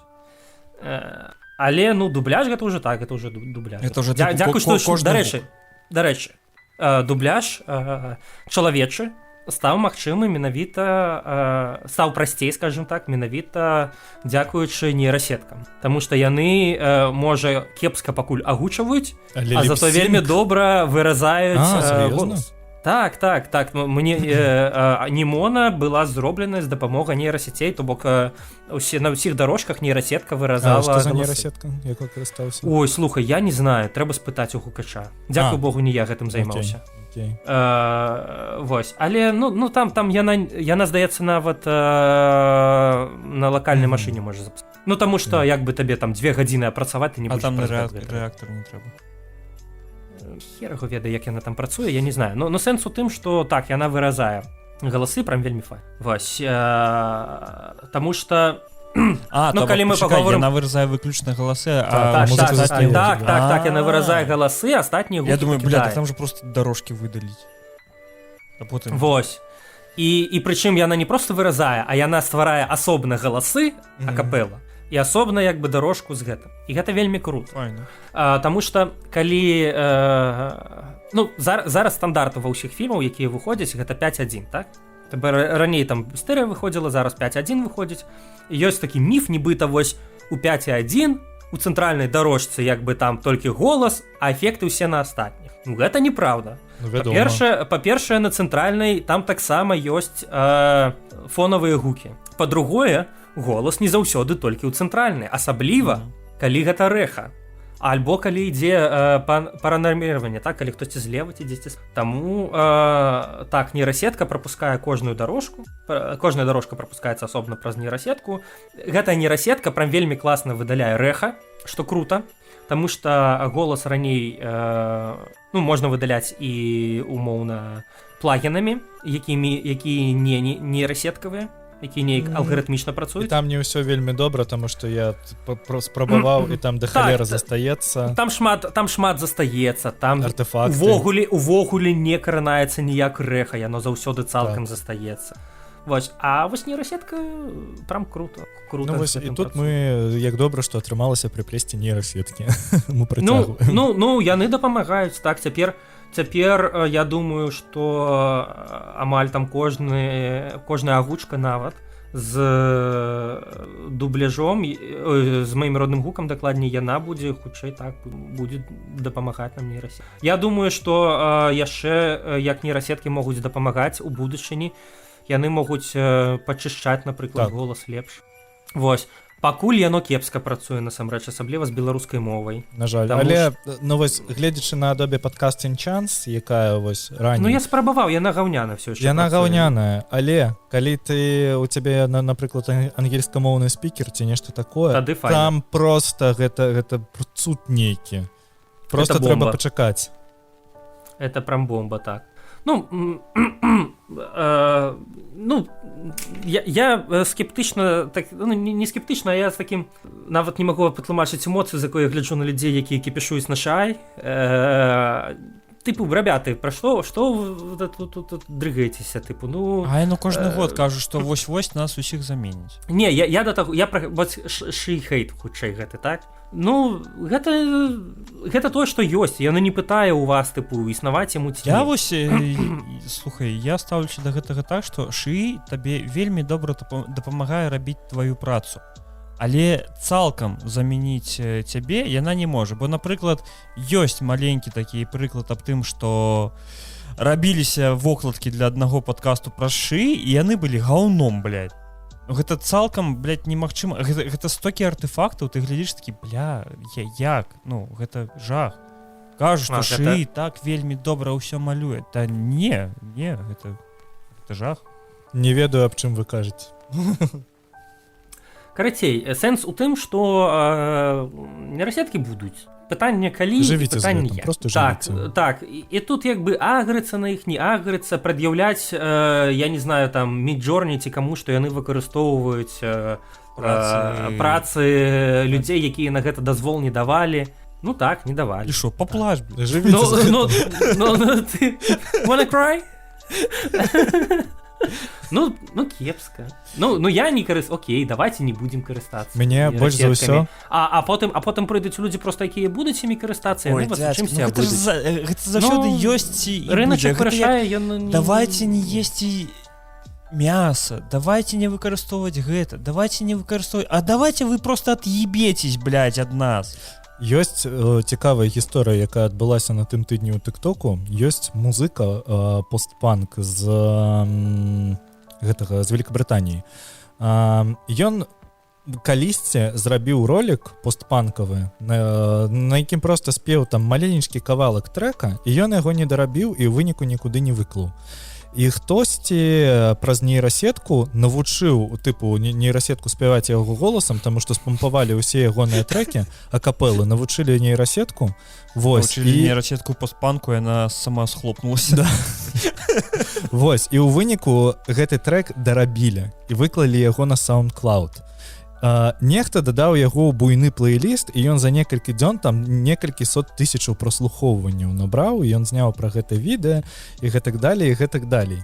Вось, і ён такі тыпу не клёва, калі ў цябе варуюць бла-бла-бла, бла-бла-бла, а потым ты ў яго врубаеш первы же трек з ягонага апошняга альбому, а гэта маўчаць дома.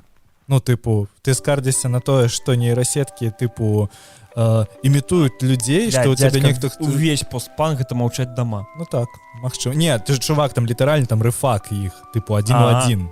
Вось, і яму гэта ў каментарах за гэта прылятае. Тыпу, чувак, ты сам узяў, блядь, іншую музыку, якую не ты стварыў, ставіў у свой трек, а зараз кажаш, што нехто ўзяў твой трек і дарабіў яго за цябе. Лайналакі ёсць. Ну, калі чалавек, дарэчы, навучаецца чамусьці, так, і ён таксама не пытае дазвол, а можна мне вучыцца на тваіх працах ці не? Тут плюс-мінус тое ж самае. Але, гэта такая, тыпу, дыскусія з аднаго боку, як этычна, але тэхналогіі яны зазвычай ніколі не вось. Спытайце ў фармалагічных кампаній, адкуль яны ведаюць, як іх сродкі ўплываюць на цяжарных. Ну, напрыклад, так. А лепш не пытайце. Лепш не пытайце ў што яны рабілі з 41-га па 45-й год. І чаму Байер выпускаў Зарын. Вось таксама. Блядь, і адсюль выдаляць у выніку. Так, павернемся крыху да темы. Слухай, ты вось сказаў аб тым, што студыя, туды-сюды, запіс. А ці, можа, ёсць там у планах сваю студыю сабраць? Пытанне... Ну, кстати, мне просто... Ну, тады мне трэба жыць у Варшаве. Ну, умоўна ў Варшаве. Я ўвесь час забываю, што ў Польшы, акрамя Варшавы, яшчэ гарады існуюць. Так вось, сэнс у тым, што большая частка, напэўна, будзе ў Варшаве, а я-то не ў Варшаве. Вось, яшчэ шмат хто не ў Варшаве, хтось увогуле ў Беларусі. То бок уся праблема ў лакацыях просто. А гэта пытанне... Да ты знаеш, неабходнасці ў гэтым няма. З аднаго боку было б крута, а з іншага боку, а ці трэба? Я думаю, што мне прасцей укласціся і акторам, з якімі мы супрацоўнічаем, абарудаваць неяк у кожнага дома сваю міні-студыю, таму што яна не такая дарагая, як мы дайшлі да гэтага выніку. Вось, то бок, я больш скажу, там з некаторымі зоркавымі акторамі у нас так і ёсць. То бок я просто патраціўся ім на мікрафон нармальны і ўсё. Ну так, я записываю себе дом. Зараз же умоўна табе не трэба тое, што табе трэба было 15 год таму. Так, абсолютно. Сабраць сетап дома на дадзены момант, калі вы не хочаце сверхякасць, я не веду, лампавыя прыампы і ўсё вось гэта. Яе ніхто не пачуе гэту вашу якасць у міксе, абсалютна. Мы записывали не моно, кожны записываў у сябе дома. На кожны записываў, абсалютна кожны, на розныя мікрафоны. Там было, колькі у нас, 6 чалавек было, так, ці 7. У кожнага свой мікрафон. Хтосьці ўвогуле на рэкордер там записываўся, так, нейкі. А у розных памяшканнях. Яно гучыць нармальна. Звёў чэл, всё, яно не даебацца умоўна па якасці тэхнічнай менавіта. Я не знаю, ну я записываюся вось у гэтым пакоі, вось на гэты мікрафон. О, дарэчы, потым яшчэ раз не забудзем расказаць, як бы, навошта нам скідавацца і што можна атрымаць за тое, што ты скідаваешся, як бы, на вось, а ці ёсць выбар чый? Ну, пазней да гэтага вярнуся, выбару няма. Адразу скажу. Мы беларусы, мы звыклі добра. Ну вось я записываюся ў гэтым пакоі. Калі вы паглядзіце, гэта тут голыя сцены, і вось перада мной проста як бы шторы. Тут ёсць рэха, тут можна зараз прэха. Але плагінамі нармальна ўсё прыбіраецца на сёння. І якасць, я раней думаў, што тыпу у мяне вось мікрафон такі, які, ну тыпу, Ну, кінатэатр, напэўна, трэба, калі запісваць прафесійны дубляж у кінатэатрах, напэўна, трэба штосьці лепшае. Потым мы зрабілі Німону, і я такі, да не трэба. Ну, не А ты уже трэба, там рэальна. Саюз замаўляеш недзе, так? Ну, все, вось гэта мікрафон, на які я записываюся, ён цалкам адпавядае як бы тэхнічным усім патрабаванням. То бок мы записываем умоўна там Крысціну Дробыш на нейкі там піздаты шур у студыі, потым я записываю апавядальніка у сябе ў пакоі вось на гэты мікрафон. І розніцы ніякай. Нават ёсць розніца, калі ты чуеш сухі матэрыял, так? І зыходнік. Зыходнік, вядома, розніцай. Але я гэта ўсё зважу, і атрымліваецца годны прадукт, і розніцы асабліва-то і няма. Вось мы і дамы. Слухай, я як чалавек, які записывае вакалы на мікрафон для падкастингу, з тобой цалкам згодны. Я скажу, што такі мікрафон на падкастингу можна, блядь, на петлічку песні пісаць. Так. І гэта будзе, знаеш, такі аўтэнтычны гук. Гэта постпанк, бля, вы не разумееце. Ну так, падаць, тыпу, знаеш, гэта гранж. Лоу-фай зараз. Лоу-фай, гранж, яшчэ што-нибудь. Гэта шо есть, пацаны, вы не разумееце. Так, і гэта будзе арганічна. І гэта будзе нармальна. Я больш скажу, я спрабаваў на петлічку пісаць агучку, просто для тэстаў параўнаць. У мяне было некалькі мікрафонаў, мне там Вожак свой мікрафон даў, які тыпу не супер дарагі, але не супер танны, скажем так, там родаўскі быў некі. Я параўнаў гэты мікрафон, родаўскі мікрафон і петлічку. Якія вынікі? Вынікі уражваюць, я скажу так. Я просто пазней пра гэта запішу TikTok, відосік нейкі, але я скажу, што калі не называць кошт петлічкі і кошт родаўскі, так, і спытаць тыпу, ну наколькі там тая розніца ў кошце, людзі афігеюць, калі дазнаюцца сапраўдную, таму што петлічка танней таго мікрафона кратна, тыпу не в 2, не в 3, не в 4 разоў, не в 5, а кратна, у 20 разоў. Што за петлічка? Боя нейкая? Некая боя, вось яна ў мяне. Блин, на її не написано. Ноунейм боя, я зрозумів, типу. Ноунейм боя, яку я набував у Білорусі, там за 12 баксів, каратей. Нормальний там гук. Нормальний гук. Особливо у міксі. Так, особливо, коли у тебе фоновая музыка гучить, щось там уже не так шутно гэтых шумов. Я пам'ятаю, у нас даберські скидываю, типу, пацаны, там, дівчаты, пацаны-пацанесы, каратей, заценіце гук. Да, де танний мікрофон, де дорогі. Вось. І, ну, плюс-мінус усе выкупілі, дзе дарагі, таму што ён сапраўды ўсё ж гучыць лепш, але тыпу, што гэта за мікрафон, ніхто не выкупіў адразу. І калі я толькі напісаў, што гэта петлічка, тады ўжо хтосьці напісаў: «О, а я вось пачуў, вось ты сказаў, што петлічка, і тады я пачуў, што там тупо верхоў не дастае, там ці яшчэ чаго-небудзь». Ну, да гэтага не чуў. Ну, да гэтага не чуў, в гэтым увесь сэнс. Зараз тэхнічна гэта вельмі падобная гісторыя на тое, што ў мяне быў калісьці гітара Корт X100, мне здаецца. Дастаткова, што Корт. Да, ён, бля, каштаваў мне баксаў 100, 200, 150, 200. Мне яго набылі, мне здаецца, 1 700 000 рублёў ён каштаваў на той момант у краме. Мільён. Вось. Бля, трэба пераесці. Ну, тыпу, вось, калі... Тыпу $2. Ну, добра, давайте, тыпу, 100 баксаў, няхай будзе 100 баксаў. І мне так моцна здавалася, я вось сидзеў за ім, а у майго суседа... 100 баксаў магло быць, так. У майго суседа быў ESP Viper, вось. Ну, тыпу, гітара не самая вау, але там гітара за $500.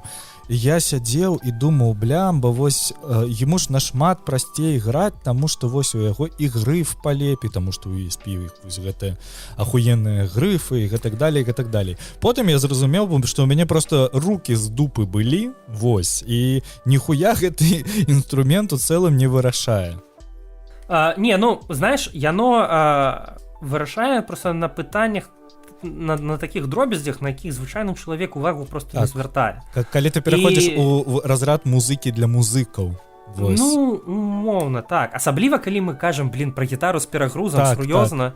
Ну, тыпу, калі гэта чысты гук, там павінна трэба выцягнуць, там ты заўсёды ну, не заўсёды, но ты хутчэй пачуеш розніцу. А калі гэта гітара з перагрузам, што такое гітара з перагрузам? Ты бярэш гук і настолькі яго скажаеш, ну, так пра што мы кажам? Возьми метлу, 2 струны і дисторшн. Так. Ну, я раней, калі ўгараў па гітарам, я глядзеў гэты канал, всялякія Джаред Дайнс, там яшчэ быў, яшчэ всялякія чувакі. І я ўжо забыў, Роб Скеллон, ці як яго там звалі. Карацей, ён рыдлёўку рабіў гітары з хуйні разнай. Ён зрабіў гітару з рыдлёўкі. Да. Я памятаю. Вось. Нормально Так. гучала, ну. Усё нормально, так калі просто На перагрузе ў сэнсе. да, гучкі ставіш EMG якія-небудзь і нормально, там хоць не ведаю. На чым заўгодна. Ну так, я згодна. Просто цікава, вось, калі ідзе гэты срач контент-стваральнікаў, тыпу, вось, я там набыў сабе там мікрафон за 900 евро, Мне ёсць што сказаць на гэта. а ў выніку Ой, людзі дзядзька, вас ну, глядзяць, блядь, у AirPodsах і слухаюць, і там не вельмі шмат розніцы. А ў выніку вас не Вось, слухаюць. яшчэ лепей. Як Да. І вось гэта, дарэчы, праблема пачынаючых акцёраў агучвання. І ўвогуле не толькі іх, калі людзі губляюць прыярытэты. Яны лічаць, што калі чалавек не разумее, што важна, а што не важна. І вось што ёсць таксама не ўсе разумеюць, што такое, напрыклад, якасны контент, што такое неякасны. І што контент можа быць цалкам якасны, запісаны на нейкую лапату там з размыленай камерай плюс-мінус нармальным гукам, так? Ну, на телефон, соответственно, з говняной камеры, але плюс-мінус там нормальный гук, і он таксама можа быць якасным, тебе могуць глядзець. А калі ты паставіш сабе свет, дарагі, святло, там крутую камеру, круты гук, будзе говно. Тыпу, і гэта не будзе якасным контентом. Вось. І калі мы кажам пра гэта, людзі не заўсёды разумеюць, што такое якасны контент. З агучкамі тое ж самае. Людзі гэта паўсюль будзе у музыцы, там вось асабліва з гітарамі, вось як ты казаў, тыпу, так? Я думаў, што тыпу трэба набыць новую гітару, тады я буду лепей граць. А трэба лепей граць, а не новую гітару набываць. Займайся, блядь. Тое ж самае як бы з агучваннем, так? Чалавек думае, што ён абсталюе неяк пакой, што ён возьме нейкі лепшы мікрафон, і ён будзе круцей гучаць, і тады яго кудысьці яшчэ і прымуць. Не прымуць. Як рубану. Таму што гэта не галоўнае. Я хутчэй возьму чалавека з петлічкай, чым але прафесіянала, так?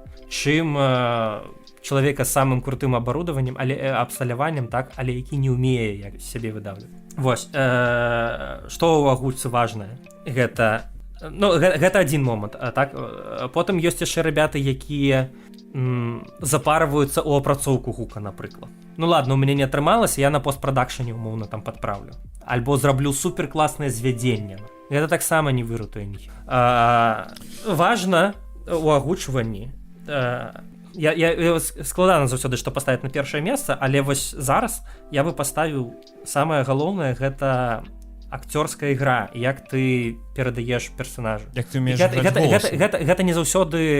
Гэта не заўсёды проста. Так? Мне здаецца, увогуле гэта не проста, гэта не можа быць проста. Так, гэта карацей, гэта першае. Другое, гэта наколькі ў цябе рэчавы вось гэты апарат, наколькі ён увогуле ў цябе пастаўлены, наколькі у цябе пастаўлены голас, наколькі ты ўмееш працаваць з голасам. Гэта другое. Трэці момант, наколькі ты ўжо там з беларускай мовай плюс-мінус сябруеш, так? Вось інтанацыя, вось гэта ўсе акцэнты. Ну, гэта хутчэй за ўсё уграць мы сюды запішам. Там шмат нюансаў трэба ўмець. І толькі потым у цябе стае пытанне там тэхнічнай якасці, як гэта зведзена, на што ты агучваеш, нават вымаўленне, магчыма, можна там памылкі там рабіць. Пераклад, я б сказаў, таксама дзесьці пасля гэтага, наколькі ты там супер. Таму што людзі насамрэч слухаюць. На пераклад сярэдні слухач не так моцна звяртае ўвагу, наколькі ён там геніяльны. Просто павінен быць нармальны. А потым уже тыпу гук, звядзенне гуку, наколькі там вось колькі дэцыбел павінен быць вакал, тыпу 6 дэцыбел альбо 12 дэцыбел. Пачалося, да. Таксама пішуць наконт гэтага. Слухай, наконт перакладаў. Я вельмі добра памятаю раз'ёбны жарт з другога павучка пра гарбату масалу. Вось. Ён жа быў у арыгінале, як я разумею гэты жарт, пра тое, што гэта ці масала, хутчэй за ўсё, ці нешта такое. Ці масала? Ну, я не ведаю, я просто не глядзеў арыгінал. Просто цікава, вы яго адаптоўвалі як-небудзь? Таму што, вельмі клёва просто атрымалася ў тым плане. Там штосьці было чай ці гарбата, так? Так. Гарбата-чай. Так. Гэта гарбата-гарбата, альбо чай. Так. Ну, гэта зрабіла перакладчыца. Вось. А я скажу, што я сябе як перакладчык ацэньваю тыпу, напэўна, лепш чалавек, які гэтым ніколі не займаўся, але нізка. Я перакладамі не займаю, таму што гэта іншая сфера, і гэта тыпу праца са словам, это вельмі складана. Я магу рэдагаваць, таму што я, напрыклад, магу рэдагаваць з пункту гледжання там беларускай мовы, так, нейкіх. Часам я магу адаптаваць гэта пад ліпсі. Вось, я больш, калі другім разам праводзіш, так, другімі вачыма, як выглядзіш пераклад, можаш нейкі. Але агулам з нуля стварыць вось гэту магію словаў я не ўмею. Таму я абіраю тых перакладчыкаў, якім давяраю. І там, дзяўчынка справілася. Там у гэтым моманце. Але скажу, што Камбэк просто прыйшоў на першы гікаўскі панакідаваць. Не, я скажу, што просто Яна вельмі малайчына, але... Не, я просто скажу, што у нас агулам праца з другімі павучкамі, гэта прокляты тайп у нас. У нас ніхера там не атрымоўвалася. Весь час нейкая лажа прост. І, па-першае, мы перакладалі па камрыпу, а потым трэба было гэта ўсё нацягнуць на лічбу. Таймінгі ляцяць як бы адразу. Вось. Потым не так штосьці пачулі, таму што была кепская якасць камрыпа. Потым трэба было даперакладаць, потым трэба было адаптаваць. У нас ітэрацыі рэдактуры было, напэўна, 3-4. Это шмат. Я разумею, гэта просто... Прычым 2 ці 3 ітэрацыі было ўжо пасля агучвання. І ў выніку мы зацягнулі... Прычым все агучвалі па камрыпу, а потым трэба было гукачу тайміць кожную рэпліку. Это другі раз атрымліваецца просто сінхранізаваць усё.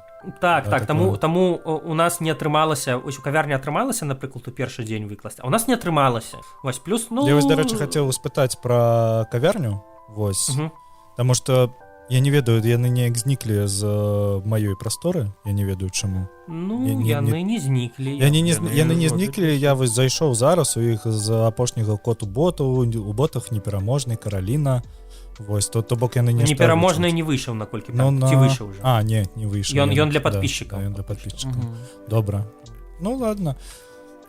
Я просто хацеў спытаць, таму што кавярня, яны ж прытрымліваюцца іншага правапісу. Былі у вас стрэлкі. Я не думаю, што тут ёсць увогуле нейкія праблемы з гэтым, таму што яны ўсё ж нацэлены... Чаму афіцыйна? Я хацеў так спытаць, хутчэй за ўсё, у вас жа было нейкае пытанне, у якім, вось як мы гэта паказваем? Не было. Не было, то бок толькі афіцыйна. Только все. Не, это не белская школа, для меня не выйдзе никуда. Это... Якой латинкой карыстацца? Офіцыйнай, дзе L с кропкой. Не,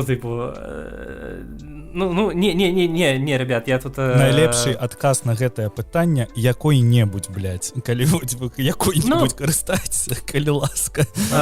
Карацей, не, тут пытанне абсолютно не стаяло.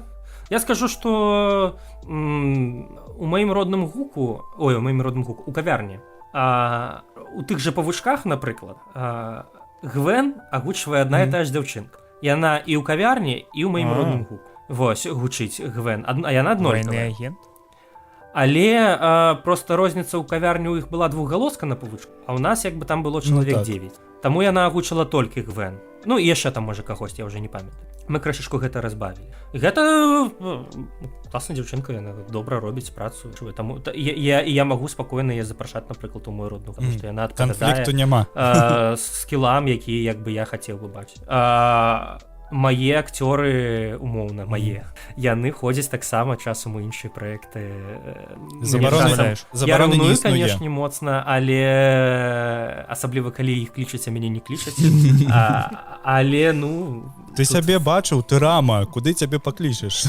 Яны цябе баяцца. Я не знаю, дарэчы, ты ж не пройдзеш, блядь, як ты выйдзеш з гэтага пакою? Было просто пару прэтэдэнтаў, калі там выходзіць нейкая гучка, там все, каго я ведаю, акрамя мяне, я такі, чаму я пра гэта нават не ведаў, умоўна кажучы. Так, калі я палечу ў Егіпет. Вось, але...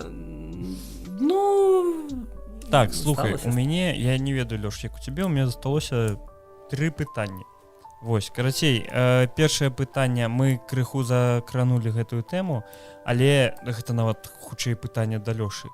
Ці ёсць магчымасць забашляць кінотэатру і сказаць, што давайте мы у вас тут вось пакажем свой пераклад. Ці не будзе ніякіх праблем з аўтарскім правам? Глядзіце, Не, кінотэатры. конечно, не, у польскіх кінотэатрах, напрыклад, вядома, не. У віленскіх То бок таксама толькі нейкія здымаеш частнікі. памяшканне, усё, там тыпу ты плаціш па гадзінах, ты здымаеш. І каб ніхто не ведаў, што ты там робіш.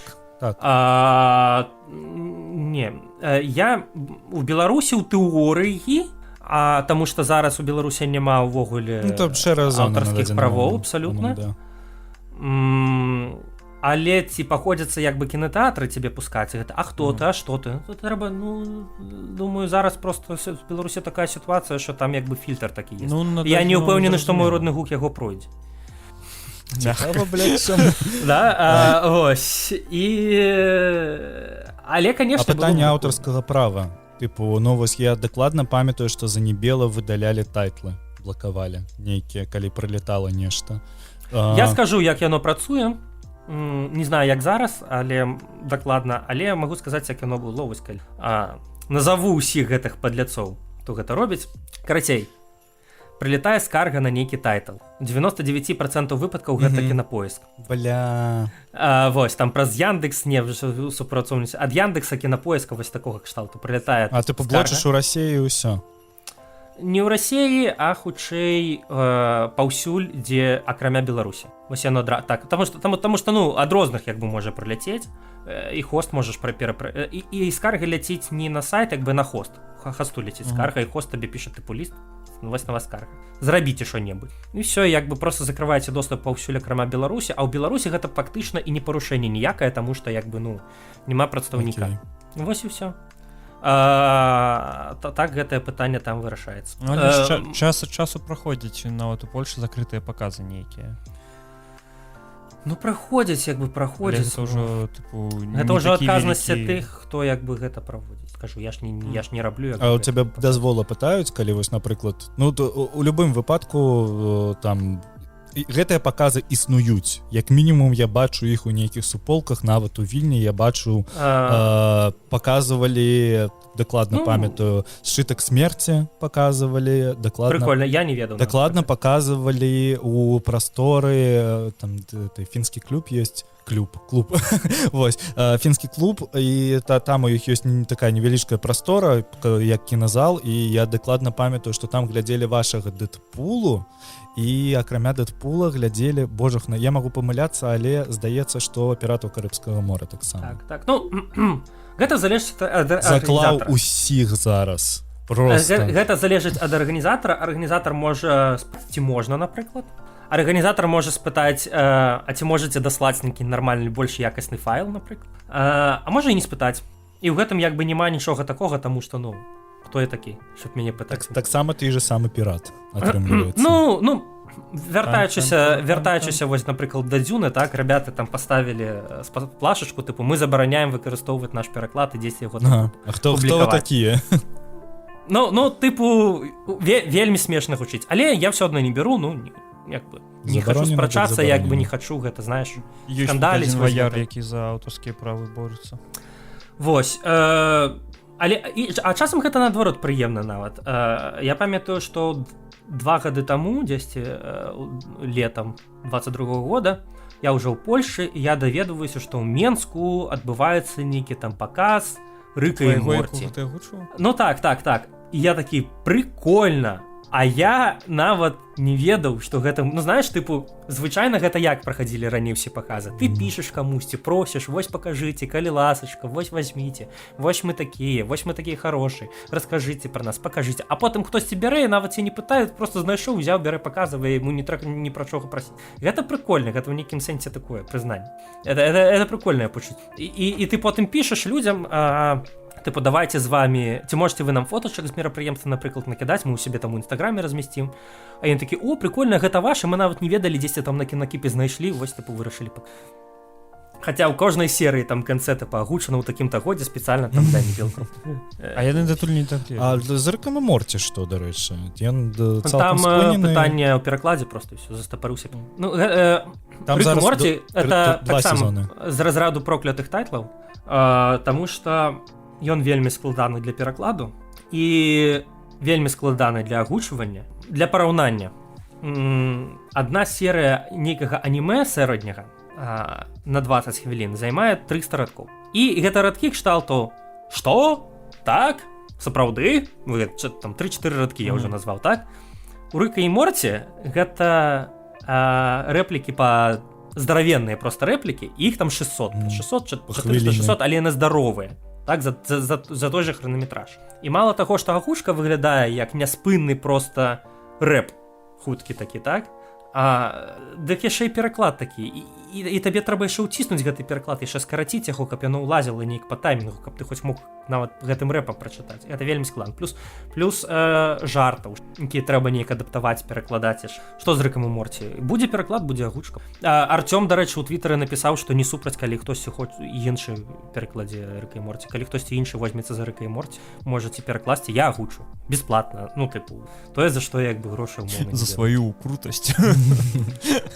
Не, ну Рык і Морці, я просто даведаўся пра цябе, праз Рыка і Морці. Вось, мне вельмі спадабалася. Я тады даведаўся. Я ведаў пра Анібел.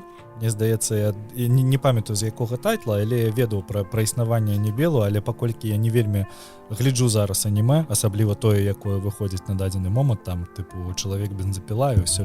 Я нават не ведаю, якія тайтлы апошнія выходзілі. Вось. О, дарэчы, магу параіць потом парачку. Добра, добра. Дам.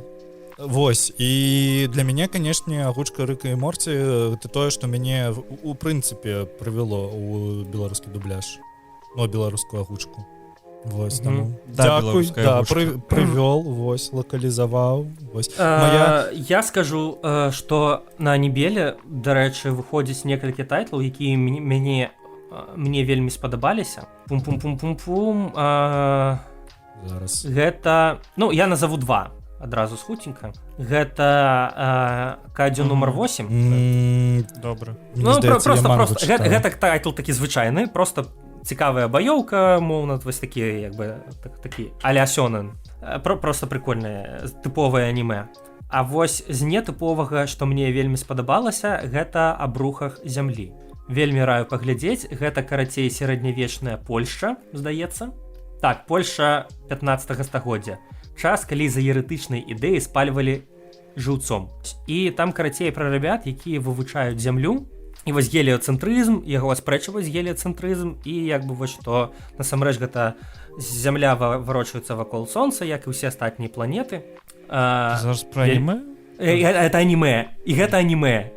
І ў тым-то прикол, што гэта анімэ, тыпу там все гэтыя паттерны анімэчныя застаюцца, накал страсцей, вось нейкія такія штукі, але пры гэтым яно прям вельмі цікавае, і там сапраўды плот-твісты такія ёсць, прям нечаканыя, таму што яны ў нейкіх момантах змагаюцца з гэтай інквізіцыяй, вось, і там падымаюцца і пытанні, напрыклад, жанчыны ў навуцы там набыць, там падымаюцца пытанні... Пытанне, навошта?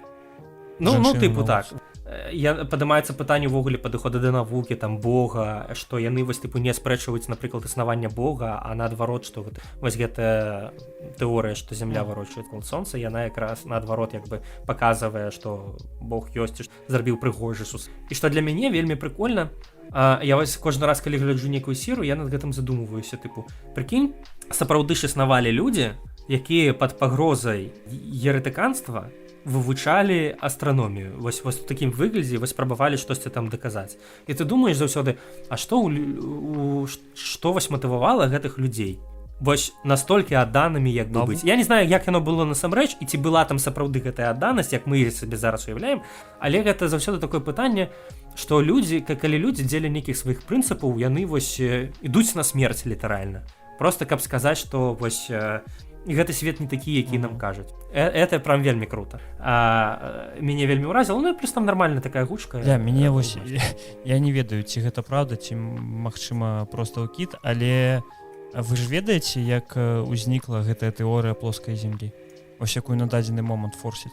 Ой, не, я за пласказямельчыкамі не сышу са школы. Гэта быў студэнцкі разгон. Ну я таксама, здаецца, гэта быў нейкі прыкол. У студэнтаў па філасофіі была тэма аб тым, што тыпу, каб неяк развіваць сваю, тыпу, не вестыбулярны апарат.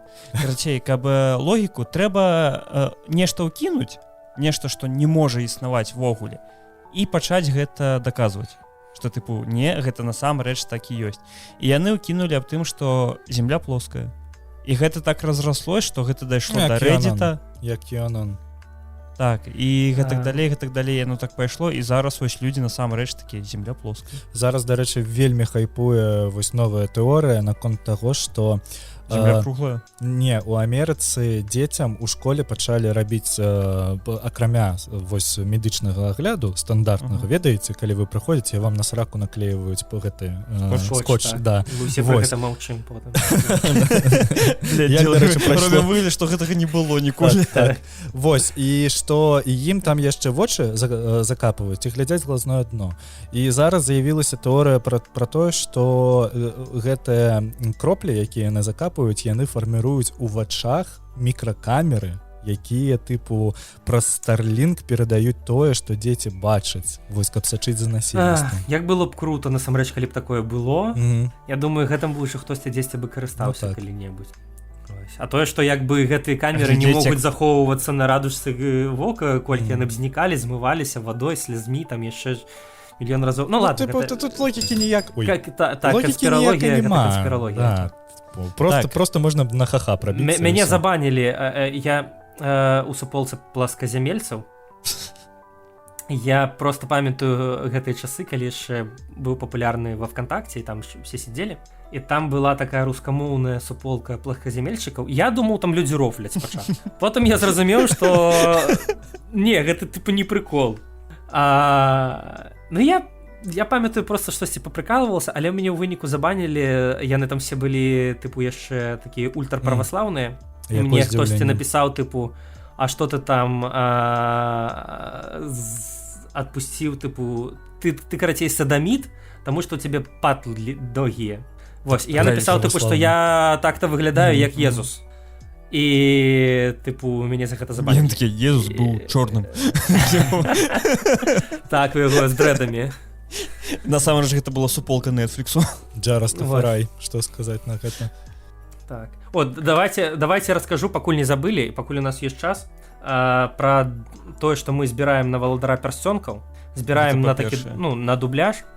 Вось, і у нас ёсць лоты, умоўна, тыпу, вось калі заданаціш столькі-то грошай, вось такие вот тебе будут. И там есть лот. Ну, першие два яны такие прасцецкія, типу, гэта ты просто першы фільм атрымліваеш у раннім доступе, калі $40 закінуў, типу, першыя два фільмы атрымоўваеш у раннім доступе. А калі ты данаціш $50, то ты як бы атрымоўваеш доступ у суполку. Гэта такі даволі папулярны слот, я думаю, ён будзе самым папулярны наступны на дзіву. Ну, ладно. Карацей, атрымоўваеш доступ у суполку. Што ў гэтай суполцы? Вось Вадзім там ёсць, і не знаю, ці Лёша, ты там ёсць, ці не ёсць, калі не ёсць, я табе скину. Я ёсць. Я вам заношу. Карацей, сэнс у тым, што там мы публікуем працэс агучкі, ўсё, што за кадрам. І то бок, тыя, хто паглядзяць фільм, яны паглядзяць, напрыклад, толькі одну версію Арагорна. Вось, а у нас там іх дзве, напрыклад. Да, а Барамір паглядзеў бы дзве версіі. У нас будзе некалькі версій там Бараміра. У нас там 3 версіі Голума. Можна паглядзець, паслухаць. Там адказы на пытанні ідуць, так? Там чатик можна ў каментарах штосьці спытаць. Там яшчэ далей буду публікаваць, вось мы зараз будзем, ну, будзе рэдактура рабіцца, каб пераклад адпавядаўся кніжнаму перакладу. І там будуць всялякія картачкі з тым, вось гэта Гандальф, гэта, напрыклад, там Борамір, вось он так типу павінен называцца. Гэта Арагорн, а гэта воласць. Што такое воласць? А воласць гэта шыр. Ну, вось так пераклалі, напрыклад. Ну, можа, штосьці блыту, я яшчэ будзем пераглядаць, но то, што я чытаў, там было пазначана, што шыр гэта вось воласць. Таму што стараанглійскае слова шыр, і яно вось менавіта гэта і значыць. Тапу шыр гэта не зусім як бы. Вось. І шмат вось такіх прыхалюх. Ну і плюс там адразу будзе туды ў гэтую суполку будзе злівацца фільм, як толькі будзе гатовы. Вось. Далейшы слот у нас ідзе $100. За $100 мы яшчэ ў канцы скажам, які вы прыгажуны, вось што вось дзякуй за донат Васілавеку агучым. Наступны слот, ён яшчэ больш цікавы. Мы для кожнага, хто заданаціць $200, папросім акцёра, каб ён голасам персонажа вам запісаў асобную падзяку. То бок як гэта бачу, гэта будзе моўна нейкі кадр з фільма, дзе там сядзіць, напрыклад, Гендальф, і Гендальф табе кажа: «Ось, дзякуй там, дзякуй той Мама другі Трахер Віталь, што ты 88. заданаціў нам. Без цябе мы б не перамаглі Саурона», там, ці нешта такое. Бля, адчуванне, быццам бы я уже 200 евро заданаціў. Вот. Ну, вось такі прыколы, то бок асобныя віды. Я І, ногу а, звело, почекайте, Вадим, блядь, у мяне бізнес-план, мы заносим 200 У мяне евро. ногу, блядь, звело, пачакай. Сука. Вось такі разрыўная просто Аж связку оторвала, блядь. блядь. Ах, ну что, бізнес-план які? Заносим 200 евро моему родному гуку, и мой родный гук рекламирует перший гик. А що ви думаєте, інші проекти вже так не зробили? Ну, ти такий цікавий, у мене був такий, думаєте, ви такий одні план, такі? але у мене поки не Ну, я скажу, що ось мова Хау занесла 100 баксов, і якби ми у конце фільму подякуємо мова Хау. І апошні лот, гэта мікрафон. До того моменту, як ви запишуться усе. Не, пасля того моменту, як. А я думав на петлічку. Не, гэта будзе вось гэты мікрафон, вось які ў мяне зараз у кадры. Гэта будзе мой мікрафон. То бок гэта не просто мікрафон, на які будзе записывацца там частка, які паўдзельнічаў у агутцы валадара пярсцёнкаў. Гэта мікрафон, на які записываўся Рык і Морці. Гэта мікрафон, на які записываўся Шытак смерці. Гэта мікрафон, на які записываліся Піраты Карыбскага мора, Дэдпул. То бок ён вельмі стары. Яму 5 гадоў, на яго ўжо выйшла як бы гарантыя, але ён усё яшчэ вельмі добра працуе.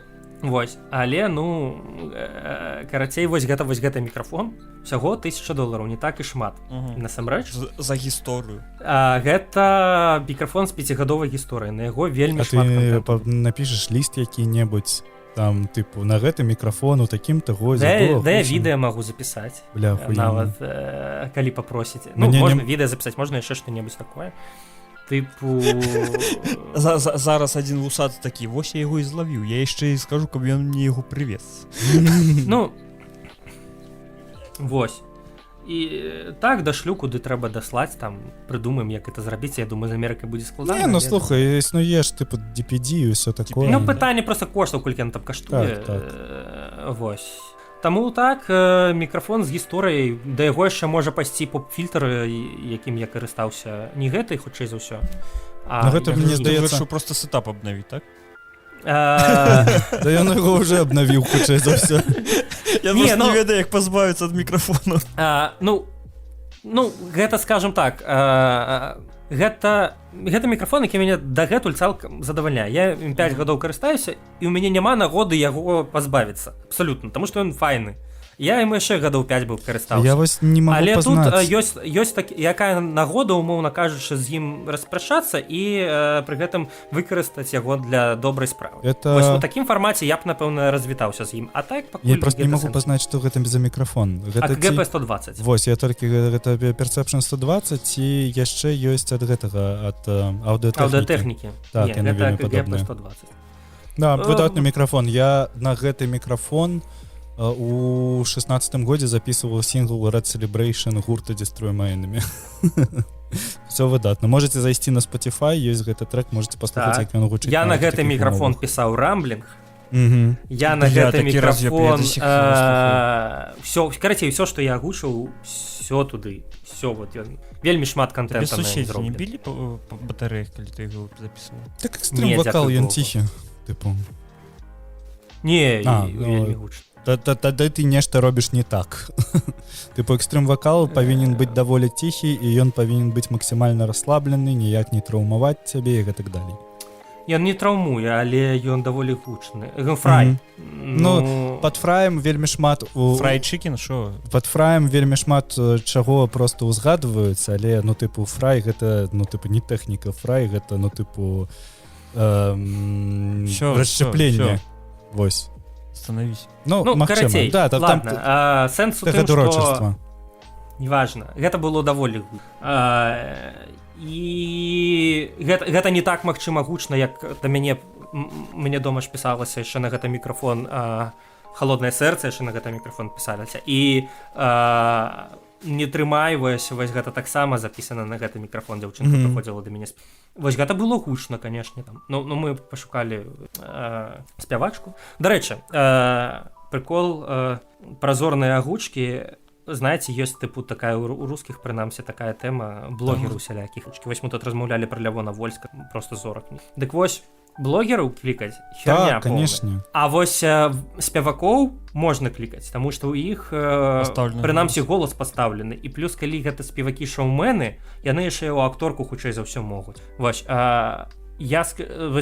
тая спявачка, якая ў нас записывала не Анну, а Эльзу, гэта была я ўвогуле першая спроба ў агуц. Але я не скажу, што яна там на ўзроўні дробуш там ці нешта такога запісалася, але для першай агучкі гэта прям выдатна, вельмі добра. І вось так. Ладно, карацей, вось я сказаў, вось мікрафон з гісторыяй, потым перапрададзіце, калі мы ўсе Беларусь будзем вяртацца, перапрададзіце потым за 20-ку. Это у нас есть подкаст з Алінай Нагорнай. Аліна мне подписала типу ангельскамоўную і беларускамоўную версію сваёй кнігі «Мова 404». І я вот чакаю, пакуль я праз 20 год прадам яе на аукцыёне. Бля, у мяне тое ж самае з мадэлькай інваліднага крэсла ад Hot Wheels. А хто падпісаў? Ніхто, у мяне просто ёсць мадэлька інваліднага крэсла ад Hot Wheels. У мяне запакаваная. Няма нічога, у мяне толькі вось кубачак ёсць, фестывалі Mystic Fest. Магчыма, калі-небудзь ён стане патрэбным, калі я не знаю, што там, хто там быў, Bring Me The Horizon. Бля, лепей увогуле іх у жыцці не бачыць, як яны граюць. Да, ты знаеш, нармальна было. Там ўсё, што мне больш сапсавала ўражанне ад Bring Me The Horizon, гэта як бы... Фанаты Bring Me The Horizon? Так, якія стаялі... Мы даволі блізка былі да сцэны. Была такая моцная цесніна, я не знаю, і я амаль не чуў нават, як спявае гэты вокаліст, таму што як бы вушы просто ўсе гэтыя дзяўчаты, як бы, якія побач стаяць, яны просто тебе аглушаюць. Але агулам было нармальна. Не, мне спадабалася. Яны же Kingslayer там выканалі. Baby Metal? Там Baby Metal былі фанеры. Яны, як і заўжды, гэта запускаюць. Там і так фанеры хапае, типу, там Олівер Сайкс. У яго, ведаеш, у яго, типу, хвалямі ідзе, ён калісьці нармальна спявае, калісьці цалкам забівае на усялякую практыку, тэхнікі, усялякае такое. У яго зараз нанова пайшло, і яны будуць у Чэхіі гэтым летам. Вось, я вельмі хачу на іх патрапіць, і я спадзяюся, што вось гэтая хваля датрымаецца, таму што калі зараз глядзець лайфы, ён вывозіць усё добра, там нармальна ўсё гучыць, яны раз'ёбваюць прям на сцэне, калі гэта Оля не бухае. Мяне прыемна яшчэ ўразіў гэты Мегадэс. Бляха, я ніколі ў жыцці на іх не быў. Ну вось я нават не фанат. Я таксама не фанат. Вось, але на канцэрце было пачуць агонь. Я б вельмі хацеў у жыцці пачуць Пантэру. Але там зразумела, гэта ніяк немагчыма, просто музыка дзяцінства. І я глядзеў, як Філ Ансельма зараз спявае, гэта, канешне, пиздец і жах. Вось, што ж з людзьмі робяць наркотыкі і, кароче. Да, тут чалавек просто прасраў усё, што усе даныя, якія яму былі даны прыродай, каб быць неверагодным. Мне ў планах кавер зрабіць на Пантэру, на Волк. О, кайф. Вось, але пакуль толькі ў планах. Я разумею. Так, ну што, мы... Пачакай. Глядзі, мы ледзь амаль у кожным пункце размаўлялі і казалі аб тым, што пастаноўка голаса патрэбна. Трэба ставіць голас. Ты, як актор агучкі, можаш даць топ-3 парады аб тым, як паставіць голас. Вадзім для сябе пытае. Па-першае, так. Паказвай першае. Не. Самае галоўнае... Можа, літаратура якая-небудзь ёсць. Што трэба, каб паставіць голас, спачатку трэба навучыцца дышаць. Так, зараз я адкрыю свае нататкі. Самая пачатка трэба навучыцца дыхаць, і вось ёсць такая штука, як гімнастыка стрэльнікавай. Вось. Адзін момант, і там просто вучаць гэтай практыкаванні, якія яны выкарыстоўваюцца не толькі для пастаноўкі голаса, а яшчэ ўвогуле як дыхальная гімнастыка. Гэта адзін момант, тыпу што трэба вучыцца дыхаць жыватом, на дыяфрагму, вось гэта ўсё, хто вакалам плюс-мінус займаецца, той разумее. Вось. І тут яшчэ ў мяне ёсць парада надуваць паветраныя шаракі, напрыклад. Так, Але это надуваць правильно. паветраныя шаракі не просто надуваць, а на... Потом яшчэ і фігуркі завязваць. Тыпу ты не дуеш, а фу. Вось, гэта тыпу А. складаней. І потым ты займаешся артыкуляцыяй. Гэта вельмі важна, для гэтага трэба практыкавацца з рознымі хуткамоўкамі, Мгм. дыкцыю развіваць. Вось, ёсць розныя практыкаванні ўсялякія, яшчэ з коркай, напрыклад, з-пад віна, альбо залоўкам. Типу паміж зубамі заціскаць і... Ну, тыпу, ты бярэш вось так сабе, тыпу, карацей, Ага. што ты там размаўляеш. Вось, можаш аловак заціскаць, і там трэба на р, менавіта там больш акцэнту даваць. Вось, і, ну, трэба пашукаць яшчэ, знаеш, штосьці такога кшталту, раз падумаю, што... Ёсць всялякія проста відэаўрокі на размінку.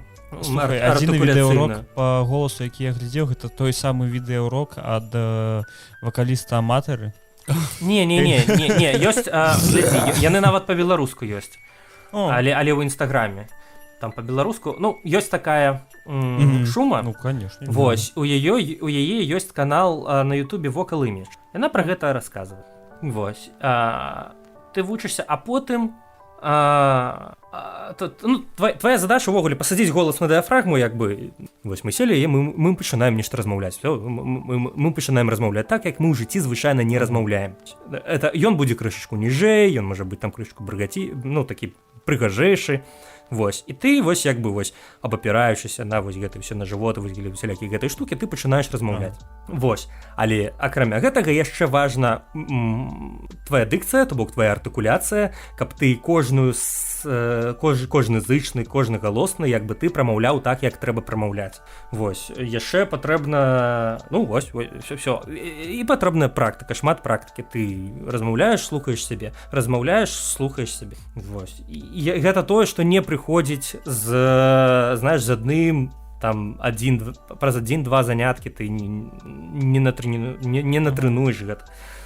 Я просто ацэньваючы сябе там свой голас, я разумею, што мне там да года, магчыма, гэтая пастаноўка ішла. Просто ад таго, як я пачаў, і потым да таго, як яно прыйшло. Вось. Ну, магчыма, яно было б хутчэй, калі б я займаўся гэтым тыпу сістэмна, так? А то я звычайна просто агучваю, пераслухаю сябе і тыпу спрабую просто змяніць нейкі свой голас, паставіць. Вось. І знайсці менавіта тое гучанне, якое трэба, вось, каб яно гучала. Што ў нас яшчэ ёсць? Ну, всё. Гэта тое, што тычыцца пастаноўкі. Гэта не так складана, гэта некалькі там практыкаванняў, якія ты робіш, але трэба рабіць пастаянна. Лёша, бля. Вось. Слухай, розніца прям вельмі такая. Кайф. Ну што? Сканчивай. Подписывайтеся на Patreon першага гікаўскага. Абавязкова. Заносьце грошы на Молдара Персонка, калі мы яшчэ не сабралі. Вось, я спадзяюся, што не так хутка вы ўсе назбіраеце. А то я яшчэ не далічыў, шчыра кажучы, другі, трэці фільм, я просто падлічыў першы, памножыў на 3. Вось, у тэорыі там яны могуць выйсці даражэй. Вось. Так што усіх з Новым годам. Так, усім з Новым годам. Гэта ж навагодні выпуск. З Новым годам, з новым шчасцем. Мы записываемся раней, у мяне тут іншае свята. Заўтра будзе. Дзень энергетыка. Сур'ё, да, дакладна, ты ж энергетык. Па першай, як бы, прафесіі. Са светам цябе. Так. Са светам. Самая доўгая ноч сёння ў нас. Найлепшае, каб здымаць. Неба. Што вы гэта? Памятайце, што нават за самай доўгай ноччу прыходзіць світанак. Месседж. Дзякуй за тое, што завітаў. Было вельмі прыемна. Вось мы. Дзякуй заўсёды, што клічаце, заўсёды прыемна да вас заходзіць. Заўсёды ёсць яшчэ мне прыязджай да Вільні. Вось. Так. Размаўляем, сустрэнемся. Ну, такое адбываецца час ад часу. Такое жыццё. Вельмі спачуваю таму, хто гэта будзе ўсё мантаваць.